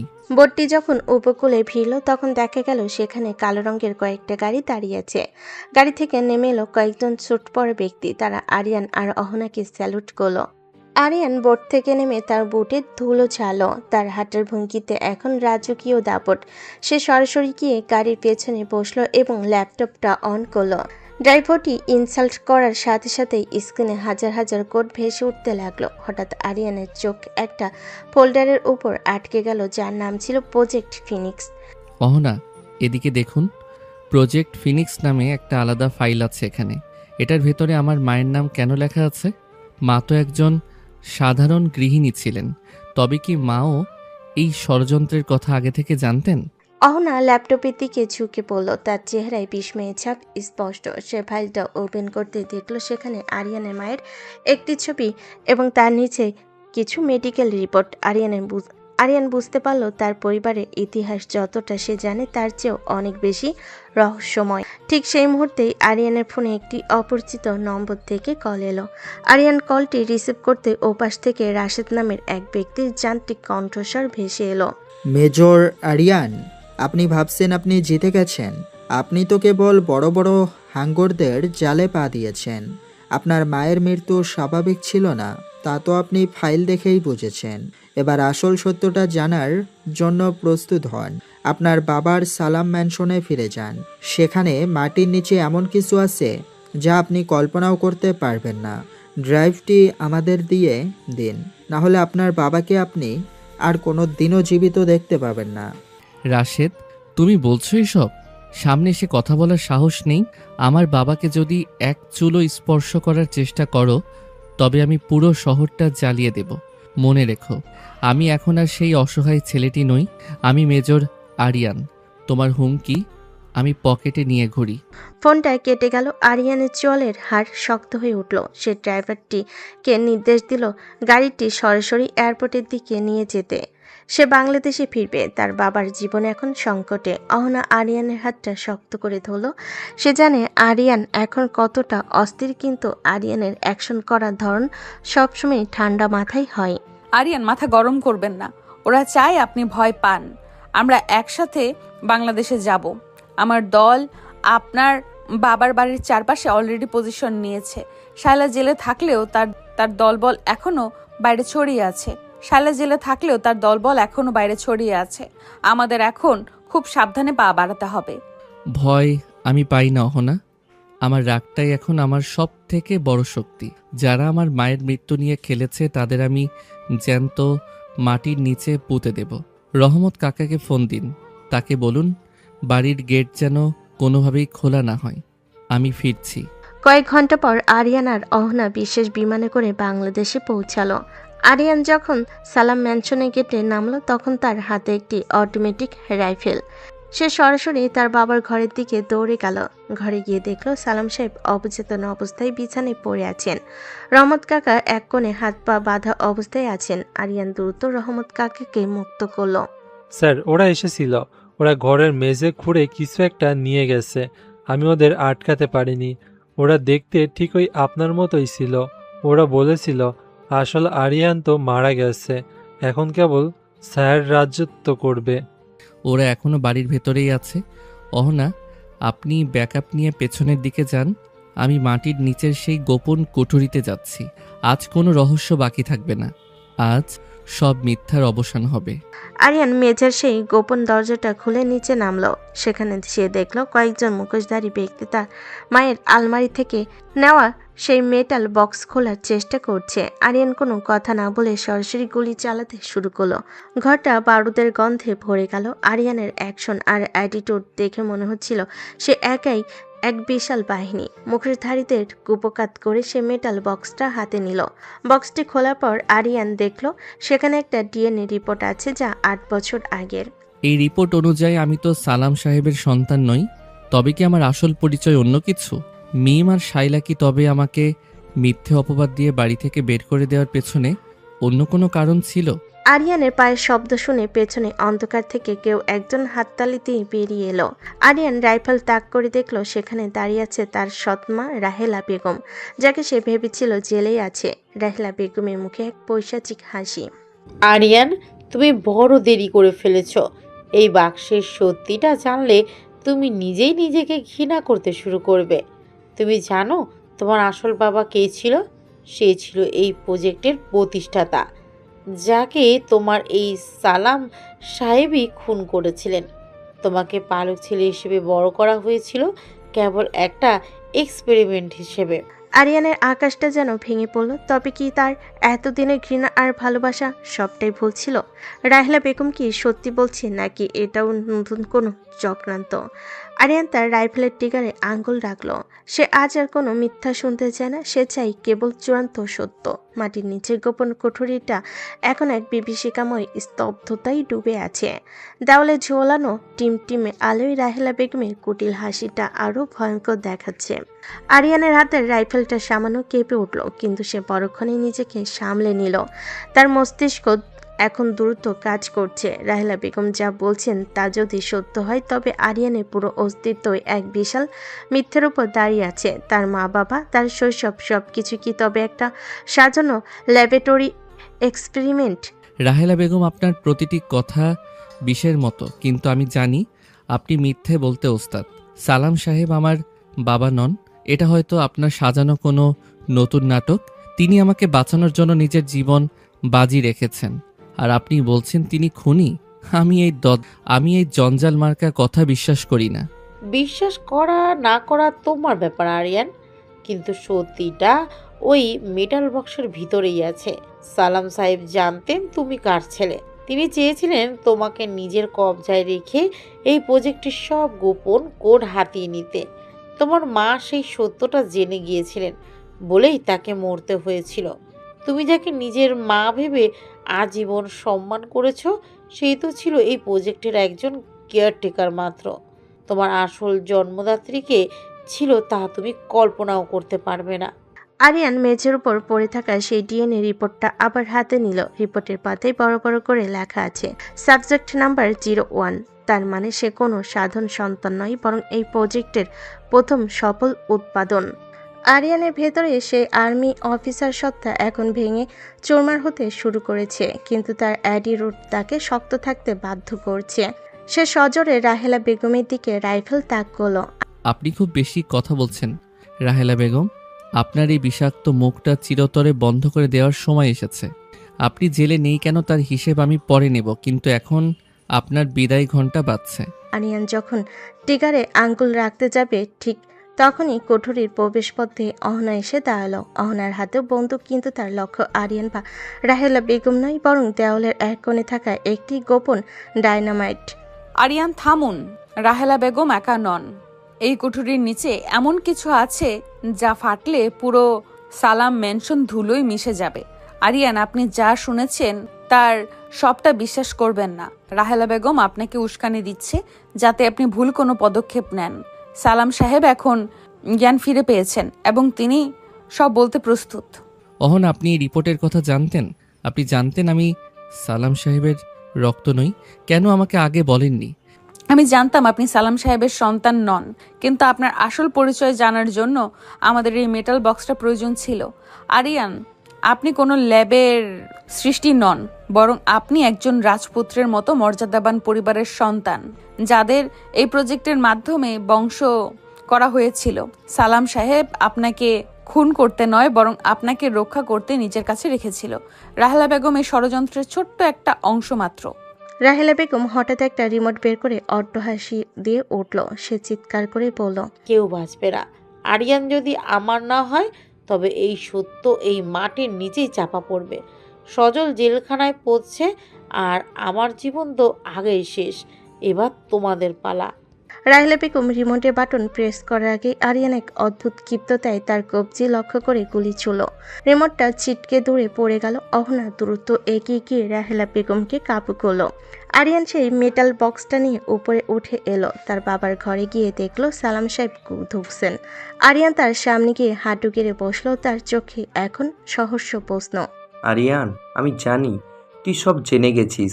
আমি অপরাধী, কিন্তু তোকে আমি নিজের সন্তানের চেয়েও বেশি ভালোবেসেছি। তোর আসল বাবা আমার খুব ঘনিষ্ঠ বন্ধু ছিল। তাকে সাইলার বাবা খুন করেছিল, কারণ তিনি এই প্রজেক্টের বিরুদ্ধে দাঁড়িয়েছিলেন। আমি তোকে সেখান থেকে তুলে আনি, যাতে বড় হয়ে তুই এই অন্যায়ের প্রতিশোধ নিতে পারিস। তোর মা সেও জানতো। আমরা তোকে বাঁচিয়ে রাখতে চেয়েছিলাম আরিয়ান। বাবা, আপনি আমাকে কেন আগে বললেন না? আমি 8 বছর অপমানের বোঝা নিয়ে ঘুরেছি। আমি ভেবেছি আপনি আমাকে ঘৃণা করেন। আজ যখন আমি সব জানলাম, তখন মনে হচ্ছে আমার পায়ের নিচে কোনো মাটি নেই। আরিয়ান ঘর থেকে বেরিয়ে বাইরে বাগানে চলে এলো। ভোরের আলো ফুটতে শুরু করেছে। সে তার মেজরের ক্যাপটা খুলে হাতে নিল। তার ইউনিফর্মটা আজ অনেক ভারী মনে হচ্ছে। অহনা তার পেছনে এসে দাঁড়ালো। আরিয়ান, ভেঙে পড়লে চলবে না। আপনার লড়াই এখন কেবল শুরু। প্রজেক্ট ফিনিক্সের মূল পান্ডা রাশেদ এখনো বাইরে। সে আপনার বাবার বন্ধুকে খুন করেছিল এবং সেই আপনার আসল শত্রু। এই মেটাল বক্সের ভেতরে থাকা চিপটা দিয়ে আমরা রাশেদকে ধরতে পারবো। আপনি কি আমার সাথে যাবেন? আমি যাব অহনা, তবে এবার আর কোনো প্রোটোকল নয়। এবার শুধু ধ্বংস হবে। যারা আমার পরিবারকে নিয়ে খেলেছে তাদের আমি বুঝিয়ে দেব মেজর আরিয়ান যখন তার শিকড় খুঁজে পায় তখন সে কতটা ভয়ঙ্কর হতে পারে। রাশেদকে বলুন তার কফিনের কাঠ যেন সে এখনই জোগাড় করে রাখে। আরিয়ান গাড়িতে গিয়ে বসলো। তার অ্যাটিটিউড এখন আরো গম্ভীর। সে জানে তার সামনে যে রাস্তা তার রক্তের পিচ্ছিল পথ, কিন্তু সে পিছুপা হবে না। অহনা গাড়িতে উঠে আরিয়ানের দিকে তাকিয়ে এক অদ্ভুত ভরসা পেল। আরিয়ান ল্যাপটপে রাশেদের লোকেশন ট্র্যাক করতে শুরু করলো। রহমত কাকা, আপনি আমার বাবার খেয়াল রাখবেন। অহনা, চলুন রাশেদকে আজ এমন শিক্ষা দেব যা ইতিহাস হয়ে থাকবে। প্রতিশোধের এই অধ্যায়টা আমি নিজের হাতে শেষ করতে চাই। গাড়িটি তীব্র গতিতে সালাম ম্যানশন ছেড়ে বেরিয়ে গেল। আরিয়ানের চোখে এখন আগুনে লেলিহান শিখা। সে তার আসল পরিচয়ের মর্যাদা রক্ষা করতে আর অন্যের শেকড় উপড়ে ফেলতে প্রস্তুত। গল্পের মোড় এখন এক নতুন দিগন্তে। আরিয়ান আর অহনার গাড়িটা যখন হাইওয়ে দিয়ে তীরের বেগে ছুটছিল, ঠিক তখনই আরিয়ানের ল্যাপটপে একটা সংকেত বেজে উঠল। রাশেদের লোকেশন ট্র্যাক করতে গিয়ে আরিয়ান দেখল সিগন্যালটা বারবার নিজের অবস্থান পরিবর্তন করছে। কখনো সেটা বনানীর কোনো বহুতল ভবনে দেখাচ্ছে, আবার কখনো সেটা সাভারের কোনো পরিত্যক্ত কারখানায়। আরিয়ান বুঝতে পারল রাশেদ অত্যন্ত চতুর। সে জ্যামার ব্যবহার করে তাদের বিভ্রান্ত করার চেষ্টা করছে। কিন্তু হঠাৎ করে ল্যাপটপের স্ক্রিনটা কালো হয়ে গেল এবং সেখানে লাল অক্ষরে একটা মেসেজ ভেসে উঠল। আসল খেলা তো কেবল শুরু হলো মেজর। অহনা, গাড়ি থামান। রাশেদ আমাদের ট্র্যাক করছে। ও আমাদের লোকেশন ল্যাপটপ থেকে হ্যাক করেছে। আমাদের এই গাড়িটা এখনই একটা মরণ ফাঁদে পরিণত হতে পারে। আপনি কি বলছেন আরিয়ান? আমাদের সিস্টেম তো হাইলি এনক্রিপ্টেড। রাশেদ এটা কিভাবে করলো? আরিয়ান কোনো উত্তর না দিয়ে দ্রুত গাড়ির ড্যাশবোর্ডের নিচে চেক করলো। সেখানে ছোট্ট একটা ব্লিঙ্কিং ডিভাইস দেখা যাচ্ছে। আরিয়ানের চোখ বড় হয়ে গেল। সে মুহূর্তের মধ্যে অহনার হাত ধরে দরজা খুলে চলন্ত গাড়ি থেকে বাইরে ঝাঁপ দিল। তার মাটিতে পড়ে কয়েকটা ডিগবাজি খেল। ঠিক কয়েক সেকেন্ডের মাথায় গাড়িটা একটা বিকট শব্দে বিস্ফোরিত হয়ে আগুনের গোল্লায় পরিণত হলো। হাইওয়ের মাঝখানে কালো ধোঁয়ার কুণ্ডলি পাকিয়ে উঠল। অহনা, আপনি ঠিক আছেন? রাশেদ আমাদের গতিবিধি 1 সেকেন্ডের জন্য হাতছাড়া করছে না। ও চায় না আমরা ওর কাছাকাছি পৌঁছাই, কিন্তু ও জানে না যে ও যত বেশি আক্রমণ করবে আমার জেদ তত বাড়বে। অহনা ধুলো ছেড়ে উঠে দাঁড়ালো। তার কপাল দিয়ে সামান্য রক্ত ঝরছে, কিন্তু তার চোখ এখন শিকারী বাঘের মতো। ঠিক এই সময় রাস্তার উপর একটা কালো হেলিকপ্টার নিচ দিয়ে উড়ে গেল এবং সেখান থেকে একটা ছোট্ট ড্রোন আরিয়ানদের মাথার উপর স্থির হলো। ড্রোনে থাকা স্পিকার থেকে একটা অচেনা কিন্তু গম্ভীর কণ্ঠস্বর ভেসে এলো। কণ্ঠস্বরটি শোনার সাথে সাথে আরিয়ানের পায়ের তলার মাটি সরে গেল। ওটা রাশেদের কণ্ঠ নয়, ওটা আরিয়ানের মা শাহানা বেগমের কণ্ঠ, যাকে আরিয়ান 8 বছর আগে নিজের হাতে কবরে শুয়ে এসেছিল। আরিয়ান, আমার কলিজার টুকরো, তুই অনেক বড় হয়ে গেছিস। তোর বাবার দেওয়া ইউনিফর্মটা তোকে খুব মানিয়েছে, কিন্তু তুই যা খুঁজছিস তা তুই কোনোদিনও পাবি না, কারণ সত্যি হলো আমি মরিনি। মা, এটা অসম্ভব। আমি নিজে আপনার জানাজা পড়েছি। আমি নিজে আপনাকে কবরে নামিয়েছি। এটা কোনো যান্ত্রিক কারসাজি। অহনা, ড্রোনটা নামান। এটা কোনো চক্রান্ত? জানাজা হয়েছিল আরিয়ান, কিন্তু কবরের ভিতরে আমি ছিলাম না, ওখানে ছিল অন্য কারো মরাদেহ। আমাকে এই প্রজেক্টের হেড সায়েন্টিস্ট হিসেবে বিদেশে নিয়ে যাওয়া হয়েছিল। তোর বাবা সালাম সাহেব জানতেন আমি বেঁচে আছি। তিনি আমাকে আড়াল করে রেখেছিলেন যাতে আমি এই প্রজেক্ট ফিনিক্স সফল হতে পারি। আরিয়ান, তুই আমার সব থেকে বড় সৃষ্টি। তুই কোনো রক্ত মাংসের সাধারণ সন্তান নস। তুই আমার তৈরি করা সেরা যোদ্ধা। আরিয়ানের পৃথিবীটা মুহূর্তের মধ্যে ওলটপালট হয়ে গেল। যে মায়ের জন্য সে জীবন দিতে প্রস্তুত ছিল, সে মাই কি তবে তার এই ধ্বংসলীলার মূল কারিগর? আরিয়ানের চোখের মনি লাল হয়ে উঠল। তার ভেতরে সেই আর্মি অফিসার এখন এক ভয়ঙ্কর প্রতিহিংসায় ফেটে পড়ল। সে ড্রোন লক্ষ্য করে সজোরে গুলি চালালো। ড্রোনটি বিধ্বস্ত হয়ে মাটিতে পড়ে গেল। অহনা, আপনি শুনলেন ও কি বলল? আমার জন্মদাত্রী মাই কি তবে শাইলা আর রাশেদের বস? সালাম সাহেব কি তবে আমাকে মায়ের চক্রান্ত থেকে বাঁচাতে চেয়েছিলেন? রহস্যের জটলাগুলো এখন আমার নিজের রক্তকে প্রশ্নবিদ্ধ করছে। আরিয়ান, শান্ত হন। এটা সাইকোলজিক্যাল ওয়ারফেয়ার হতে পারে। রাশেদ হয়তো আপনার মায়ের ভয়েস ক্লোন করে আপনাকে মানসিকভাবে দুর্বল করার চেষ্টা করছে। আমরা যতক্ষণ না ওনাকে সচক্ষে দেখছি ততক্ষণ আমরা কিছু বিশ্বাস করব না। ঠিক তখনই আরিয়ানের ফোনে একটা মেসেজ এলো। মেসেজে একটা কোঅর্ডিনেট দেওয়া ছিল আর নিচে লেখা ছিল, যদি তোর মাকে দেখতে চাস তবে একাই আয়, নাভানা টাওয়ারের রুফটপে। পুলিশ বা ইন্টারপোল সাথে থাকলে তুই কেবল তোর মায়ের মৃতদেহ পাবি। আরিয়ান মেসেজটা অহনাকে দেখালো না। সে এক মুহূর্তের জন্য অহনার দিকে তাকালো। অহনা, আপনি এখানে ব্যাকআপের জন্য অপেক্ষা করুন, আমি আসছি। আমাকে এই সত্যটা একা মোকাবেলা করতে হবে। আরিয়ান হাইওয়েতে থাকা একটা মোটরসাইকেলে স্টার্ট দিল এবং ঝড়ে গতিতে বাইরের দিকে রওনা হলো। তার চোখে এখন কেবল সেই মা নারীটির মুখ ভাসছে, যাকে সে মা বলে ডাকত। কিন্তু এবার আরিয়ানের হাতে কোনো দয়া নেই। সে আজ শুধু মেজর আরিয়ান নয়, সে আজ এক বিচারক। নাভানা টাওয়ারের ছাদে যখন আরিয়ান পৌঁছালো, দেখলো সেখানে মাঝখানে একটা হুইলচেয়ারে একজন নারী বসে আছে, যার মুখটা কাপড় দিয়ে ঢাকা। আরিয়ান ধীর পায়ে এগিয়ে গেল। সে তার বন্দুকটা উঁচিয়ে ধরল। মুখ খোলো, আমি দেখতে চাই আমার মা কত বড় বিশ্বাসঘাতক হতে পারে। মুখ খোলো বলছি। নারীটি ধীরে ধীরে মুখ থেকে কাপড়টা সরালো। আরিয়ান থমকে গেল। সামনে বসে থাকা নারীটি সত্যি তার মা শাহানা বেগম, কিন্তু তার শরীরের অর্ধেক অংশ যান্ত্রিক যন্ত্রপাতিতে ঢাকা। তিনি এক অদ্ভুত যান্ত্রিক স্বরে বলেন, আরিয়ান, তুই এসেছিস? তোকে শেষ করতে নয়, তোকে পূর্ণতা দিতে আমি তোকে এখানে ডেকেছি। এই প্রজেক্ট ফিনিক্সের রাজমুটুক এখন তোর মাথায় উঠবে। আমার মাথায় রাজমুকুট নয় মা, উঠবে কলঙ্কের তিলক। আপনি যা করেছেন তার জন্য কোনো ক্ষমা নেই। আপনি যদি আমার মা হয়ে থাকেন, তবে আমি আজ মাতৃ হত্যার পাপ মাথায় নেব। কারণ মেজর আরিয়ান অন্যায়ের সাথে আপোষ করে না, সে হোক নিজের মা। আরিয়ান টিগারে আঙ্গুল রাখলো। ঠিক সেই সময় অহনার হেলিকপ্টার মাথার উপর গর্জে উঠল। কিন্তু অহনা একা নয়, হেলিকপ্টার থেকে এক ঝাঁক কমান্ডো রোপ বেয়ে নামতে শুরু করলো। আরিয়ান বুঝলো অহনা তাকে একা চায়নি, কিন্তু শায়লার মা শাহানা বেগম এক কুটিল হাসি হাসলেন এবং একটি বাটন টিপলেন। মুহূর্তের মধ্যেই পুরো টাওয়ারের ছাদ থেকে লেজার লাইট বের হয়ে আরিয়ানকে ঘিরে ফেল। নাভানা টাওয়ারের ছাদটা এখন এক রণক্ষেত্রে পরিণত হয়েছে। আরিয়ানকে ঘিরে থাকা লেজার আলোগুলো বাতাসের সংস্পর্শে আসার সাথে সাথে হিসিস শব্দ করছে। শাহানা বেগম হুইলচেয়ারে বসে এক অদ্ভুত শীতল দৃষ্টিতে নিজের ছেলের দিকে তাকিয়ে আছেন। তার শরীরের যান্ত্রিক অংশগুলো থেকে নীলচে আলো বের হচ্ছে, যা প্রমাণ করে দেয় যে তিনি এখন আর কেবল একজন মানুষ নন, বরং তিনি প্রজেক্ট ফিনিক্সের জীবন্ত প্রতীক। আরিয়ান তার রাইফেলের গ্রিপটা শক্ত করে ধরল। তার কপালে ঘামের ফোঁটা জমেছে, কিন্তু তার চোখের মনে স্থির। অহনার হেলিকপ্টার থেকে কমান্ডারও নিচে নামার চেষ্টা করছে, কিন্তু লেজার এর ব্যারিয়ারের কারণে তারা ছাদে পা রাখতে পারছে না। আরিয়ান, দাপট দেখিও না। এই লেজারগুলো শুধু আলোর রেখা নয়, বরং এগুলো কয়েক সেকেন্ডের মধ্যে যে কোনো জৈব পদার্থকে ছাই করে দিতে পারে। তুই আমাকে মারার কথা বলছিস? আমি তোকে এই অন্ধকার থেকে তুলে এনেছি, যেখানে তুই পচে মরতিস। তুই জানিস না তোর শরীরে যে রক্ত বইছে তাতে আমি এমন একটা কোড ইনজেক্ট করেছি যা তোকে পৃথিবীর শ্রেষ্ঠ যোদ্ধায় পরিণত করেছে। তুই আমার স্বপ্ন আরিয়ান। স্বপ্ন নয় মা, বরং আপনি আমার জীবনের সব থেকে বড় দুঃখ। আপনি আমাকে যোদ্ধা বানাননি, বরং আপনি আমাকে একটা খুনি বানানোর চেষ্টা করেছেন। যে মা নিজের সন্তানকে ল্যাবরেটরির ইঁদুর মনে করে, সে মা হতে পারে না।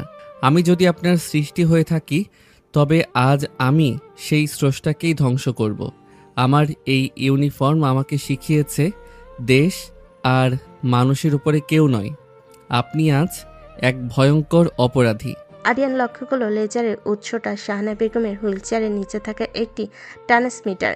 সে মেঝের উপর স্লাইড করে সরে যাওয়ার চেষ্টা করলো। ঠিক তখনই শাহানা বেগম তার যান্ত্রিক হাত দিয়ে একটি বোতাম টিপলেন এবং ছাদের এক কোণ থেকে দুজন সহস্র ড্রয়েড বেরিয়ে এলো। এগুলো দেখতে অনেকটা মানুষের মতো হলো, এদের গতি অবিশ্বাস্য। আরিয়ান তার হাতের রাইফেল দিয়ে নিখুঁত নিশানায় ড্রয়েড দুটোর হেড সার্কিটে গুলি করলো। বিস্ফোরণে ড্রয়েডগুলো ছিটকে পড়ল। শাহানা বেগমের হাসি থামল না। তুই যত বেশি লড়বি তত বেশি আমার প্রজেক্টের সার্থকতা প্রমাণিত হবে। আরিয়ান, তুই কি জানিস তোর বাবা সালাম সাহেব কেন তোকে ভালোবাসতেন?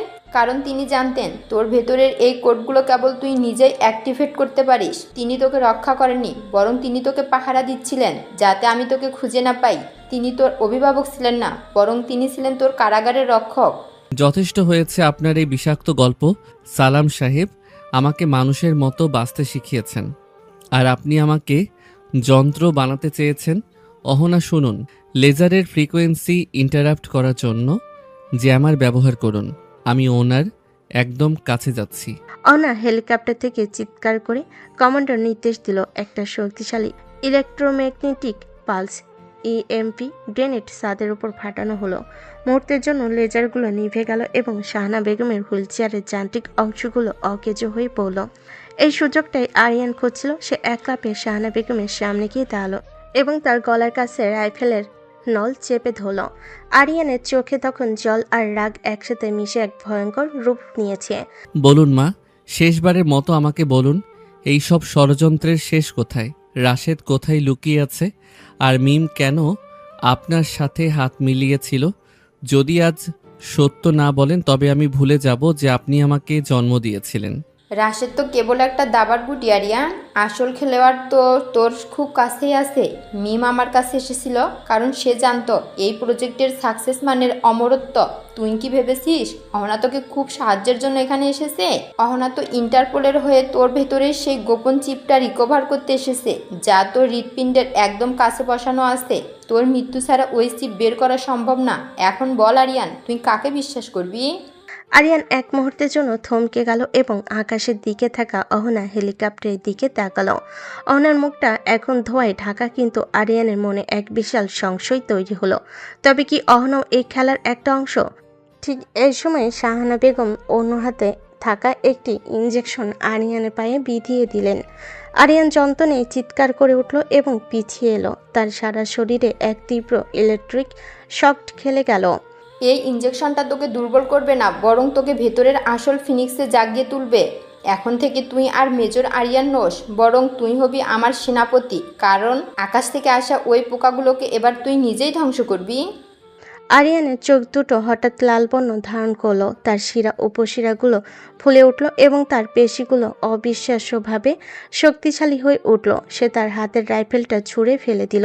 সে এক অদ্ভুত যান্ত্রিক গর্জন করে অহনার হেলিকপ্টার লক্ষ্য করে ছাদের উপর থাকা একটি ভারী লোহার গার্ডার তুলে ছুঁড়ে মারল। হেলিকপ্টারটি অল্পের জন্য রক্ষা পেল। অহনা বিমূঢ় হয়ে তাকিয়ে রইল আরিয়ানের দিকে।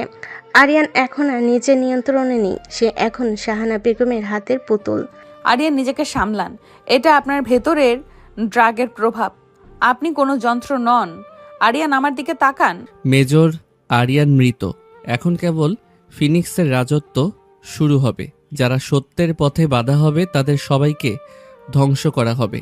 আরিয়ান এক লাফে ছাদের কার্নিশে উঠে দাঁড়ালো। তার অ্যাটিটিউড এখন এক ভয়ঙ্কর দানবের মতো। শাহানা বেগম হুইল চেয়ারে বসে তৃপ্তির হাসি হাসছেন। প্রজেক্ট ফিনিক্সের চূড়ান্ত পর্যায়ে শুরু হয়ে গেছে। আরিয়ান কি পারবে তার ভেতরের এই কৃত্রিম শয়তানকে হারিয়ে আবার মানুষ হয়ে ফিরতে, নাকি অহনাকেই আস্থার সবচেয়ে প্রিয় বন্ধুর বিরুদ্ধে অস্ত্র ধরতে হবে? গল্পের মোড় এখন এমন এক জায়গায় যেখানে বন্ধু আর শত্রুর মাঝখানে রেখাটা মুছে গেছে। নাপানা টাওয়ারের উপরের আকাশটা এখন রক্তবর্ণ ধারণ করেছে। আরিয়ানের শরীরের প্রতিটি শিরা শাহানা বেগমের দেওয়া সেই বিষাক্ত ড্রাগ কাজ করতে শুরু করেছে। তার চেহারায় সেই পরিচিত মেজরের কোমলতা নেই, আছে এক ধ্বংসাত্মক ক্রোধ। অহনা হেলিকপ্টারটি যখন আবার ছাদের উপর আসার চেষ্টা করলো, আরিয়ান এক অমানসিক শক্তিতে মেঝের একটা বিশাল কংক্রিটের স্ল্যাব উপড়ে নিয়ে সেদিকে ছুঁড়ে মারল। কমান্ডারেরা কিংকর্তব্য বিমূঢ় হয়ে পিছিয়ে গেল। শাহানা বেগম হুইল চেয়ারে বসে এক পৈশাচিক উল্লাসে ফেটে পড়লেন। দেখো অহনা, এটাই হলো আমার শ্রেষ্ঠ সৃষ্টি। যাকে তোমরা একজন সাধারণ মেজর মনে করতে, সে আসলে এই পৃথিবীর নিয়ন্ত্রক হওয়ার যোগ্য। আরিয়ান, আর কোনো মায়া নয়। ওই হেলিকপ্টারটাকে ধুলোয় মিশিয়ে দাও। ওরাই তোমার স্বাধীনতার পথে সব থেকে বড় বাধা। আরিয়ান, আমার কথা শুনুন। আপনার ভেতরে যে কোডটা এখন কাজ করছে ওটা আপনার নিজের নয়। আপনার বাবা সালাম সাহেব আমাকে একটা বিশেষ ফ্রিকোয়েন্সি দিয়ে পাঠিয়েছিল। তিনি জানতেন এই দিনটা আসবে। আরিয়ান, আপনি একজন সৈনিক। আপনি শপথ নিয়েছেন দেশকে রক্ষা করার, ধ্বংস করার নয়। নিজের ভেতরে লড়াই করুন আরিয়ান। আরিয়ান এক মুহূর্তের জন্য থমকে দাঁড়ালো। তার বাম হাতটা কাঁপতে শুরু করেছে। তার মস্তিষ্কের ভেতর দুটো সত্তা লড়ছে। একদিকে সেই কৃত্রিম ড্রাগের মোহ, অন্যদিকে তার বছর পর বছর অর্জিত দেশপ্রেম আর মেজরের মর্যাদা। আরিয়ান নিজের মাথায় সজোরে একটা আঘাত করলো। তার কপাল দিয়ে রক্ত গড়িয়ে পড়ছে, কিন্তু তার চোখে সে লালবর্ণ এখন ধীরে ধীরে ফিকে হতে শুরু করেছে। আমি কোনো যন্ত্র নই মা, আপনি ভুল করছেন। আমার শরীরে আপনি কোড ঢুকিয়েছেন ঠিকই, কিন্তু আমার হৃদয়ে যে ভালোবাসা আছে দেশ আর মানুষের জন্য, সেটা কোনো প্রোগ্রাম দিয়ে মুছে ফেলা সম্ভব নয়। অহনা, দূরে সরে যান। আমি নিজেকে নিয়ন্ত্রণ করতে পারছি না। দুর্বল হবে না আরিয়ান। ওই আবেগগুলো তোকে গত 8 বছর ধরে কষ্ট দিয়েছে, ওগুলো ঝেড়ে ফেল। তোর এই নতুন শক্তি তোর পরিচয়। আদনান যা পারেনি তুই তা করে দেখাবি। আরিয়ান হঠাৎ শাহানা বেগমের দিকে ঘুরে তাকালো। তার চোখের দৃষ্টিতে এখন এক ভয়ঙ্কর জেদ। সে বুঝতে পেরেছে এই লড়াইটা কেবল বাইরে নয়, এটা তার নিজের অস্তিত্বের ভেতরের লড়াই। সে ধীর পায়ে শাহানা বেগমের দিকে এগিয়ে যেতে লাগলো। শাহানা বেগম কিছুটা ঘাবড়ে গেলেন। তিনি বারবার রিমোট বাটন প্রেস করছেন যাতে আরিয়ানকে আবার নিয়ন্ত্রণে আনা যায়, কিন্তু আরিয়ানের ইচ্ছে শক্তি এখন ড্রাগের প্রভাবকে ছাপিয়ে গেছে। আপনি বলেছিলেন আমি আপনার সব থেকে বড় সৃষ্টি। তবে শুনুন মা, স্রষ্টা যদি ভুল কিছু সৃষ্টি করে তবে সেই সৃষ্টি পারে স্রষ্টাকে থামিয়ে দিতে।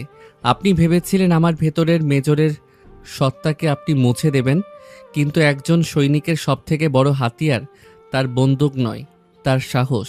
আজ আমি সেই সাহস দিয়ে আপনার এই প্রজেক্ট ফিনিক্সকে কবর দেব। আরিয়ান শাহানা বেগমের হাতের রিমোটটা ছিনিয়ে নিল এবং নিজের হাতের চাপে সেটাকে গুঁড়ো করে দিল। শাহানা বেগম স্তম্ভিত হয়ে গেলেন। ঠিক এই সুযোগে অহনা হেলিকপ্টার থেকে রূপ পেয়ে ছাদের উপর নেমে এলো। তার হাতে থাকা একটি বিশেষ ইএমপি স্টেবিলাইজার সে আরিয়ানের গলার পেছনে থাকা ওই চিপের কাছে ধরল। এক তীব্র আলোর ঝলকানি হলো এবং আরিয়ান হাঁটু গেড়ে মেঝের উপর বসে পড়ল। তার শরীরে সেই অস্বাভাবিক শক্তি নিভে গেল, কিন্তু সে আবার নিজের চেতনায় ফিরে এলো। আরিয়ান, আপনি পেরেছেন। আপনি নিজের ইচ্ছা শক্তি দিয়ে এই টেকনোলজিকে হারিয়ে দিয়েছেন। এবার আমাদের এই চ্যাপ্টারটা শেষ করতে হবে। শায়লা বেগম, আপনার খেলা শেষ। ইন্টারপেলের বিশেষ দল নিচে পুরো ভবন ঘিরে ফেলেছে। আপনার পালানোর আর কোনো পথ নেই। তোমরা ভাবছো তোমরা জিতে গেছো? আরিয়ান, তুই আমার হাত থেকে মুক্তি পেতে পারিস, কিন্তু এই টাওয়ারের নিচে রাখা 30 কোটি TNT থেকে মুক্তি পাবি না। আমি আগেই বলেছি, হয় তুই আমার হবি, না হলে এই শহর তোর সমাধি দেখবে। টাইম কাউন্টডাউন শুরু হয়ে গেছে, আর মাত্র 3 মিনিট। আরিয়ানের শরীর তখনও অবসন্ন, কিন্তু বিপদের নাম শুনতে সে আবার সজাগ হয়ে উঠল। সে ঘড়ির দিকে তাকালো। ঠিক 2 মিনিট 55 সেকেন্ড বাকি। অহনা দ্রুত কন্ট্রোল রুমের দিকে দৌড়ে গেল ডিফিউজ করার জন্য, কিন্তু শাহানা বেগম সব সিস্টেম ব্লক করে রেখেছেন। আরিয়ান এক মুহূর্ত চিন্তা করল। সে তার মেজরের অ্যাটিটিউডে ফিরে এসে শাহানা বেগমের হুইলচেয়ারের নিচে থাকা হার্ড ড্রাইভটা টেনে ছিঁড়ে ফেলল। অহনা, মেইন কন্ট্রোল দিয়ে হবে না। এই হার্ড ড্রাইভটাই হলো সব কিছুর মাস্টার কি। এটা ধ্বংস করলেই পুরো চেইন রিয়াকশন বন্ধ হয়ে যাবে, কিন্তু এটা ম্যানুয়ালি ওভাররাইড করতে হবে, আর তার জন্য কাউকে এই কন্ট্রোল প্যানেলের সাথে যুক্ত থাকতে হবে বিস্ফোরণের শেষ সেকেন্ড পর্যন্ত। তার মানে যে এখানে থাকবে সে আর ফিরে যেতে পারবে না। আরিয়ান, আমি থাকছি। আপনি আপনার বাবাকে কথা দিয়েছেন, আপনি ফিরে যাবেন। আপনি যান। না অহনা, এই প্রজেক্টের শুরু হয়েছিল আমাকে দিয়ে, শেষটাও আমাকেই করতে হবে। আপনি কমান্ডোদের নিয়ে মাকে এখান থেকে সরিয়ে নিয়ে যান। ওনার বিচার দেশের মাটিতে হতে হবে। আমি মেজর আরিয়ান, আমি আমার শেষ মিশনটা অসম্পূর্ণ রেখে যেতে পারি না। এটা আমার আদেশ। অহনা, যান। অহনা অশ্রু সজল চোখে শাহানা বেগমকে নিয়ে হেলিকপ্টারে উঠতে বাধ্য হলো। আরিয়ান কন্ট্রোল প্যানেলের সামনে দাঁড়িয়ে ড্রাইভের কোডগুলো ব্রেক করতে শুরু করলো। তার চোখের সামনে ভেসে উঠছে 8 বছর আগে সেই অপমান, সেই কান্না, আর মেজরের ইউনিফর্ম পরার সেই গৌরবময়ী মুহূর্ত। ঘড়িতে আর মাত্র 30 সেকেন্ড।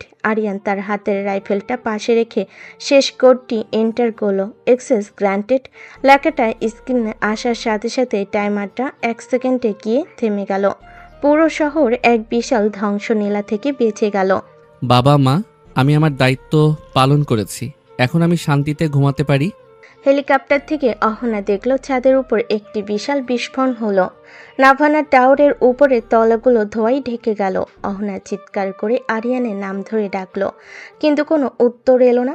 সবাই ভাবলো মেজর আরিয়ান নিজের জীবন দিয়ে শহরকে বাঁচিয়ে দিল, কিন্তু ধোঁয়া যখন ধীরে ধীরে কাটতে শুরু করলো, তখন দেখা গেল এক দীর্ঘদেহী যুবক রূপ পেয়ে হেলিকপ্টারের এক কোণে ঝুলে আছে। তার ঠোঁটের কোণে সেই পরিচিত সাহসী হাসি।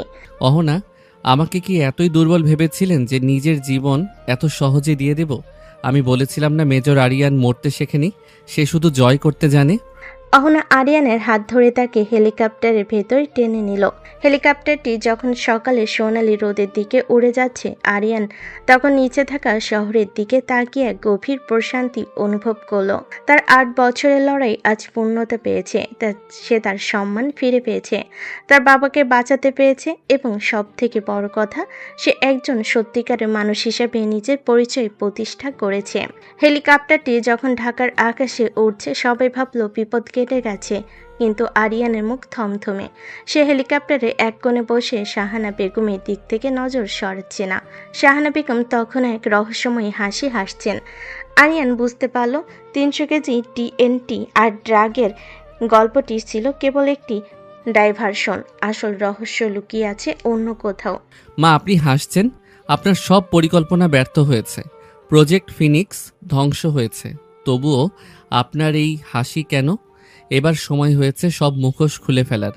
অহনা, হেলিকপ্টার ল্যান্ড করান সেই পুরনো পরিত্যক্ত জমিদার বাড়িতে, যেখানে 8 বছর আগে আমার উপর ধর্ষণের মিথ্যা অপবাদ দেওয়া হয়েছিল। সব রহস্যের শুরু সেখানে, শেষটাও সেখানেই হবে। জমিদার বাড়ির সেই জরাজীর্ণ আঙ্গিনায় হেলিকপ্টার নামলো। সেখানে আগে থেকেই হুইলচেয়ারে বসা সালাম সাহেব এবং হাত করা পড়া অবস্থায় সজল ও রাহেলা বেগমকে নিয়ে আসা হয়েছে। আরিয়ান তার মেজরের ইউনিফর্মের হাতা গুটিয়ে সবার মাঝখানে এসে দাঁড়ালো। তার হাতে সেই ব্ল্যাক বক্স এবং মাদার ড্রাইভ। আজ এখানে বিচার হবে। অহন, আপনি ইন্টারপোলের তথ্যগুলো দিন। শায়লা আসলে কে, আর ওই রাতে সত্যি কি ঘটেছিল? আরিয়ান, আসল সত্যটা হলো শায়লা কোনো নির্যাতিত ছিল না। শায়লা ছিল শাহানা বেগমের নিজের ছোট বোন, অর্থাৎ আপনার খালা, আপনার আপন খালা। শাহানা বেগম আর শায়লা মিলে এই প্রজেক্ট শুরু করেছিল। ওই রাতে কোনো ধর্ষণই হয়নি। শায়লা আপনার খাবারের সাথে ড্রাগ মিশিয়ে আপনাকে অজ্ঞান করেছিল এবং সজলের সাহায্যে নাটকটি সাজানো হয়েছিল, যাতে আপনাকে আইনের চোখে অপরাধী বানিয়ে ল্যাবে নিয়ে যাওয়া যায়। আর আপনি বাবা, আপনি কেন চুপ ছিলেন? আরিয়ান, আমি চুপ ছিলাম কারণ শাহানা আমাকে ব্ল্যাকমেল করেছিল। সে বলেছিল যদি আমি তোকে বাড়ি থেকে বের না করি তবে সে তোকে ল্যাবে নিয়ে চিরতরে শেষ করে দেবে। আমি তোকে বাঁচানোর জন্যই ওই রাতে পুলিশের হাতে তোকে তুলে না দিয়ে বাড়ি থেকে তাড়িয়ে দিয়েছিলাম। আমি চেয়েছিলাম তুই দূরে গিয়ে নিজেকে তৈরি করিস। ওই অপবাদ ছিল তোর জীবনের সুরক্ষা কবচ, কারণ অপরাধী হিসেবে তুই পুলিশের নজরে থাকবি আর শাহানা তোকে সহজে ধরতে পারবে না। আরিয়ান স্তব্ধ হয়ে শুনছিল। সে এবার শাহানা বেগমের দিকে এগিয়ে গেল। মা, আপনি আপনার নিজের বোনকে দিয়ে আপনার ছেলের বিরুদ্ধে এমন জঘন্য অভিযোগ করালেন শুধু একটা প্রজেক্টের জন্য? তুই বুঝবি না আরিয়ান, ক্ষমতার কোনো আত্মীয় নেই। আমি চেয়েছিলাম তুই হোস এক অপরাজয় শক্তি। শায়লা এখন কোথায় জানিস? ও মরেনি। শায়লাই হলো সেই মিম যে প্লাস্টিক সার্জারি করে তোর জীবনে আবার ফিরে এসেছিল। মিম আর শায়লা একই ব্যক্তি। আরিয়ানের পায়ের তলার মাটি সরে গেল। মিমি তবে শায়লা, যে মেয়েটির জন্য সে 8 বছর কলঙ্ক বয়ে বেরিয়েছে। সে মেয়েটি আবার তার প্রেমিকা সেজে তাকে ধ্বংস করতে এসেছিল। আরিয়ান মিমের দিকে তাকালো। সে এখন ইন্টারপোলের পাহারার এক কোণে দাঁড়িয়ে কাঁপছে। মিম অথবা শায়লা, তোমাদের এই নোংরা খেলার সমাপ্তি আমি আজ দিচ্ছি। অহনা, এই ড্রাইভের ভেতরে শুধু প্রজেক্টের তথ্য নেই, এতে আছে এই দেশের শীর্ষ পর্যায়ের কিছু দুর্নীতিবাজদের নাম, যারা শাহানা বেগমকে সাহায্য করছিল। আজ আমি আর মেজর আরিয়ান হিসেবে নয়, একজন সন্তান হিসেবে এই কলঙ্ক মুছে ফেলব। আরিয়ান তার পকেট থেকে একটি লাইটার বের করলো। সে ড্রাইভটি এবং মায়ের দেওয়া সেই ডিএনএ রিপোর্টগুলো এক জায়গায় জড়ো করলো। যে পরিচয় আমাকে যন্ত্র বানাতে চাই সেই পরিচয় আমার দরকার নেই।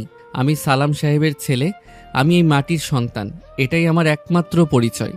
আরিয়ান আগুন ধরিয়ে দিল সেই নথিপত্রে। দাউ দাউ করে চলে উঠল সব রহস্য আর ষড়যন্ত্রের দলিল। শাহানা বেগম চিৎকার করে উঠলেন, কিন্তু আরিয়ান পিছন ফিরে তাকালো না। সে তার বাবার হুইলচেয়ারের পেছনে গিয়ে দাঁড়ালো। বাবা, চলুন বাড়ি ফিরি। 8 বছর পর আজ আমি সত্যি মুক্ত। অহনা, এদের সবাইকে নিয়ে যান। আইনের সর্বোচ্চ সাজা যেন এরা পায়। আজ থেকেই পৃথিবীতে প্রজেক্ট ফিনিক্স বলে কিছু থাকলো না, থাকলো শুধু এক মেজর, যে তার সম্মান আর পরিবারকে ফিরে পেয়েছে। আরিয়ান, আপনি আপনার আসল বাবার পরিচয় জানতে চাইলেন না? যে বাবা আমাকে আগলে রেখেছেন, যার আদরে আমি মানুষ হয়েছি, তিনি আমার আসল বাবা। রক্তের সম্পর্কের চেয়েও বড় হলো বিশ্বাসের সম্পর্ক। আমার মা শাহানা বেগম হতে পারেন, কিন্তু আমার আদর্শ আপনি নন মা। আমার আদর্শ আমার এই ইউনিফর্ম। সূর্য ডুবছে জমিদার বাড়ির পেছনে। আরিয়ান তার বাবার হাত ধরে ধীরে ধীরে পায়ে এগিয়ে যাচ্ছে এক নতুন সকালের দিকে। সজল, রাহেলা, মিম আর সাহেলা বেগমকে নিয়ে যাওয়া হলো চিরতরের জন্য জেলের অন্ধকারে। 8 বছরে সেই অভিশপ্ত রাতের রহস্য আজ ধুলোই মিশে গেল। মেজর আরিয়ান প্রমাণ করল সত্যের জয় সবসময় ধীরে হলো তা অনিবার্য। কলঙ্কিত সেই ছেলেটি আজ দেশের গর্ব, এক অপরাজেয় আর্মি অফিসার। আরিয়ান থমকে দাঁড়ালো। সে দেখল অহনার হাতে থাকা ইন্টারপোল ট্র্যাকারটি তীব্রভাবে কাঁপছে। শাহানা বেগম, যিনি এতক্ষণ পুলিশের কবজায় ছিলেন, তিনি হঠাৎ হা হা করে হেসে উঠলেন। তারা সেই হাসি পুরো জমিদার বাড়ি নিস্তব্ধ চিরে দিল। আরিয়ান, তুমি ভাবলি সব শেষ? তুই কি একবারও ভেবে দেখছিস কেন আদনান 1.0 এবং 2.0 তোকে ছায়া বলেছিল? তুই কি জানিস তোর পিঠের ওই কাটা দাগটা কিসের? মা, ধাঁধা বন্ধ করুন, সত্যটা আমি জেনে গেছি। না আরিয়ান, তুই যা জেনেছিস তা হলো মলাট, বইয়ের ভেতরটা এখনো বাকি। তুই কি জানিস 8 বছর আগে যখন তোকে বাড়ি থেকে বের করা হয়েছিল, তার ঠিক 3 দিন পর আসল আরিয়ান একটা সড়ক দুর্ঘটনায় মারা গিয়েছিল? আরিয়ানের হাত থেকে তার বাবার হুইল চেয়ারের গ্রিপটা আলগা হয়ে গেল। সে অবিশ্বাসের দৃষ্টিতে শাহানা বেগমের দিকে তাকালো। সালাম সাহেবের মুখটা হঠাৎ ফ্যাকাশে হয়ে গেল। তিনি মাথা নিচু করে নিলেন। আপনি কি বলছেন? আমি যদি আরিয়ান না হই তবে আমি কে? আমি তো নিজের ছোটবেলার সব স্মৃতি মনে করতে পারি। আরিয়ান, এটা অবিশ্বাস্য। শাহানা বেগম ঠিকই বলেছে। ডাটাবেস বলছে আসল আরিয়ান মারা গেছেন 2018 সালে। আপনি আসলে প্রজেক্ট ফিনিক্সের সেই প্রথম সফল ক্লোন, যাকে আসল আরিয়ানের ব্রেইন চিপ এবং স্মৃতি দিয়ে তৈরি করা হয়েছিল। আপনার শরীরে মানুষের রক্ত আছে ঠিকই, কিন্তু আপনার অস্তিত্ব শুরু হয়েছে একটি ল্যাবে। আরিয়ানের মাথায় যেন আকাশ ভেঙে পড়ল। তার নিজের হাতের দিকে তাকালো। যে হাত দিয়ে সে দেশের সেবা করেছে, সে হাত দিয়ে সে সালাম সাহেবকে বাবা বলে ডেকেছে। সেই হাত কি তবে কৃত্রিম? সে কি কোনো মায়ের গর্ভজাত সন্তান নয়? সালাম সাহেব তোকে গ্রহণ করেছিলেন কারণ তিনি তার আসল ছেলেকে হারানোর শোক সইতে পারছিলেন না। তিনি জানতেন তুই ক্লোন, তবুও তিনি তোকে আরিয়ানের স্মৃতি দিয়ে বড় করেছেন। তুই ছিলি আমার ল্যাবের শ্রেষ্ঠ পণ্য, যাকে আমি সমাজসেবা আর দেশপ্রেমের ইমোশন দিয়ে প্রোগ্রাম করেছিলাম, যাতে কেউ সন্দেহ না করে। বাবা, এটা কি সত্যি?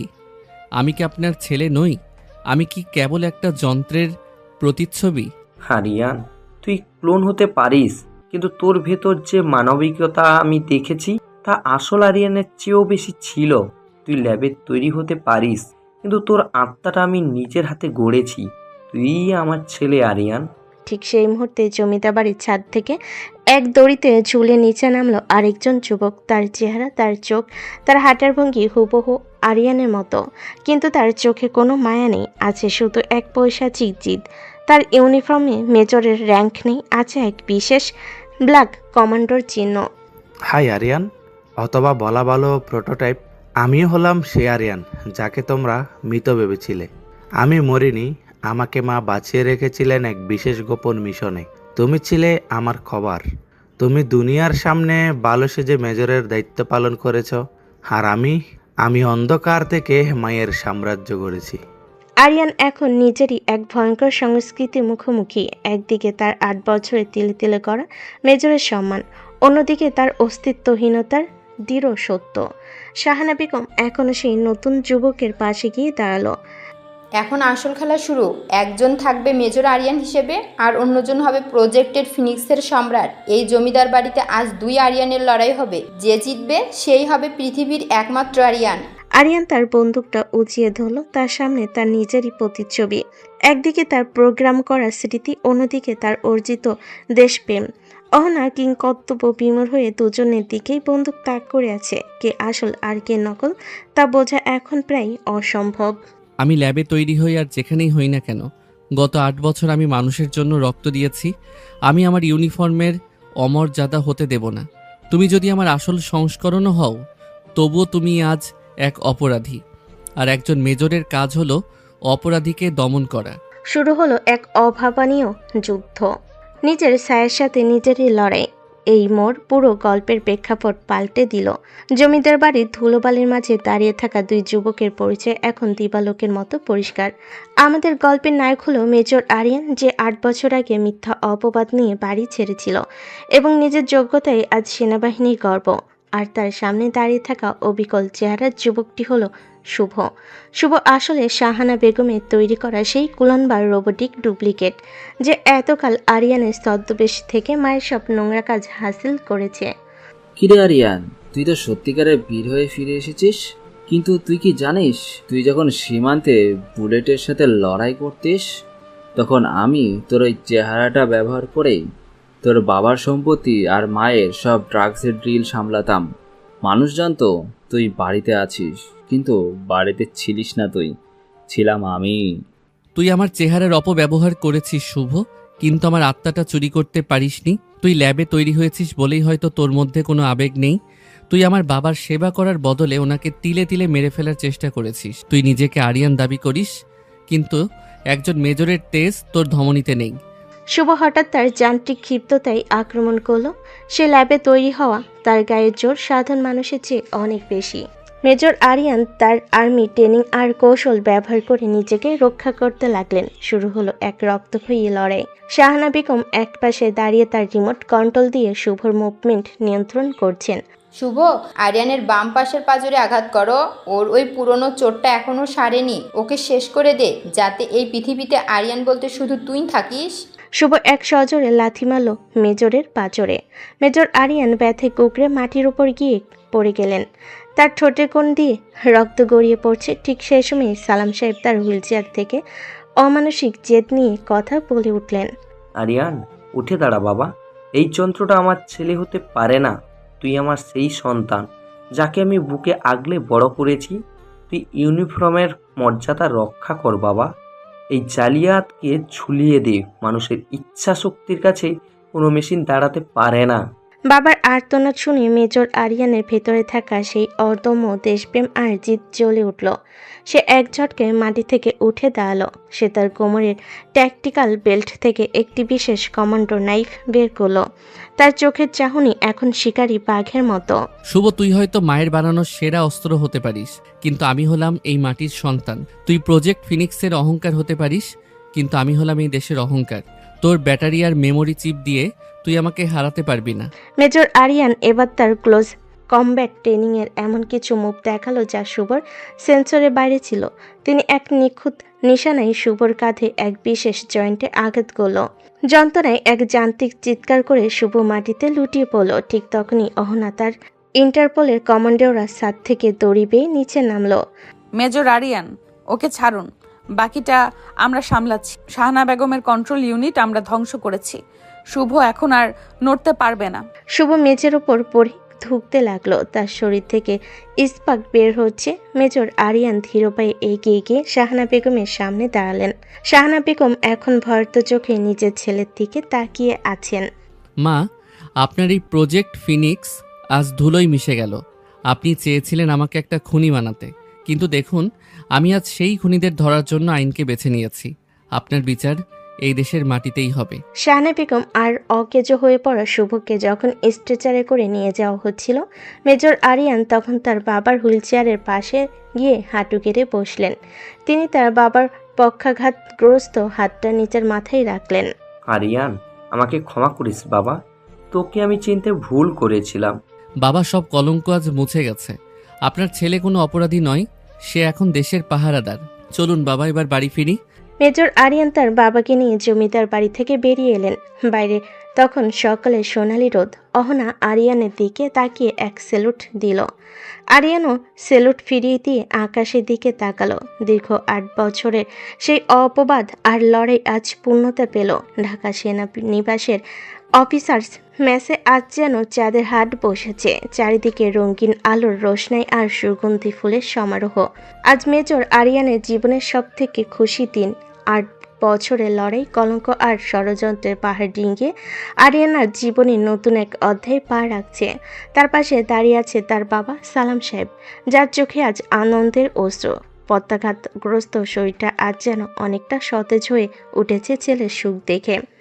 আরিয়ান, তোকে এই বর বেশে দেখে আমার মনে হচ্ছে তোর মা যদি আজ বেঁচে থাকতো তবে সে নিজেকে সব থেকে সুখী নারী ভাবতো। তোর জীবনের সব অন্ধকার কেটে গেছে বাবা। বাবা, আমার এই ফিরে আসার পেছনে সব থেকে বড় অবদান ছিল অহনার। ও যদি ইন্টারপোল থেকে আমাকে সাহায্য না করতো তবে আমি হয়তো কোনোদিন নিজের সম্মান ফিরে পেতাম না। আশীর্বাদ করুন বাবা, যেন আমরা একসাথেই এই দেশটার সেবা করতে পারি। ঠিক তখনই মণ্ডপে প্রবেশ করলেন কনে অহনা। তার পরনে লাল বেনারসি শাড়ি, কপালে ছোট্ট একটা টিপ আর সোনার গহনায় তাকে অপূর্ব লাগছে। একজন ইন্টারপোল অফিসারের কঠোরতার আড়ালে যে এমন এক স্নিগ্ধ রূপ লুকিয়েছিল তা দেখে আরিয়ান কিছুক্ষণের জন্য বাকরুদ্ধ হয়ে গেল। অহনার পাশে তার সহকর্মীরা তাকে গার্ড দিয়ে নিয়ে আসছে। কি ব্যাপার মেজর সাহেব? অপরাধী ধরার সময় তো আপনার চোখ খুব তীক্ষ্ণ থাকে, আজ হঠাৎ এমন চমকে গেলেন কেন? আসলে আজ বুঝলাম ইন্টারপোলের সব থেকে বড় অপরাধীকে আমি নিজেই গ্রেপ্তার করতে যাচ্ছি। আর সেই অপরাধী হলো আপনি অহনা, যে আমার মনটা অনেক আগেই চুরি করে নিয়েছে। বিয়ের আসরে সেনাবাহিনীর উচ্চ পদস্থ কর্মকর্তা থেকে শুরু করে আরিয়ানের সেই পুরনো সহকর্মীরা সবাই উপস্থিত ছিলেন। কাজী সাহেব যখন বিয়ের মন্ত্র পড়ছিলেন তখন পুরো হলরুমে এক স্বর্গীয় নীরবতা নেমে এলো। আরিয়ান আর অহনা দুজনেই কবুল বলে জীবনের এক নতুন বন্ধনে আবদ্ধ হলেন। আরিয়ান, তুমি শুধু একজন দক্ষ আর্মি অফিসার নও, তুমি একজন হার না মানা লাড়াকু সৈনিক। তোমার আর অহনার এই জুটি দেশের জন্য এক বড় সম্পদ। তোমাদের আগামী দিনগুলো খুব সুন্দর হোক। বিয়ের আনুষ্ঠানিকতা শেষে খাওয়া দাওয়া পর্ব চলল। আরিয়ান আর অহনা একান্তে কিছুটা সময় কাটালেন। আরিয়ান লক্ষ্য করলো অহনার চোখে এক অদ্ভুত দীপ্তি। আরিয়ান, মনে আছে সেই থাইল্যান্ড দ্বীপের কথা, যখন আমরা ভেবেছিলাম আমরা আর জ্যান্ত ফিরবো না? আজ সেখান থেকে আমরা এই বিয়ের মণ্ডপে। জীবন সত্যিই খুব অদ্ভুত। হ্যাঁ অহনা, জীবন আমাদের অনেক পরীক্ষা নিয়েছে, কিন্তু আজ থেকে আমাদের লড়াইটা হবে একসাথে। যারা আমাদের আলাদা করতে চেয়েছিল তারা আজ জেলের অন্ধকারে, আর আমরা এই খোলা আকাশের নিচে একে অপরের হাত ধরে আছি। রাত যখন গভীর হলো, আরিয়ান তার বাবার হুইল চেয়ারটি নিজের হাতে ঠেলে বাসর ঘরে কাছে নিয়ে এলেন। সালাম সাহেব ছেলের মাথায় হাত রেখে দীর্ঘ আশীর্বাদ করলেন।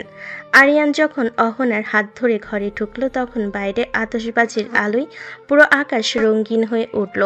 এই আলো যেন আরিয়ানের 8 বছরের সেই অপবাদ আর কলঙ্ক মুছে যাওয়ার প্রতীক। যদি ইচ্ছে শক্তি থাকে তাহলে সব কিছুকে উপেক্ষা করে নিজের জীবনে এগিয়ে যাওয়া সম্ভব, যার উজ্জ্বল প্রমাণ হলো আরিয়ান। তার সৎমা এবং সৎ ভাই ষড়যন্ত্র করে যখন তাকে ধর্ষণের মামলা দিয়ে ছোটবেলায় বাড়ি থেকে বের করে দেয়, তখন সে পুরোপুরি ভেঙে না পড়ে নিজেকে সময় দিয়ে গড়ে তোলে এবং এতটা কঠোরভাবে গড়ে তোলে যে পরবর্তীতে কেউ আপনার সামনে দাঁড়িয়ে থাকার সাহস না পায়।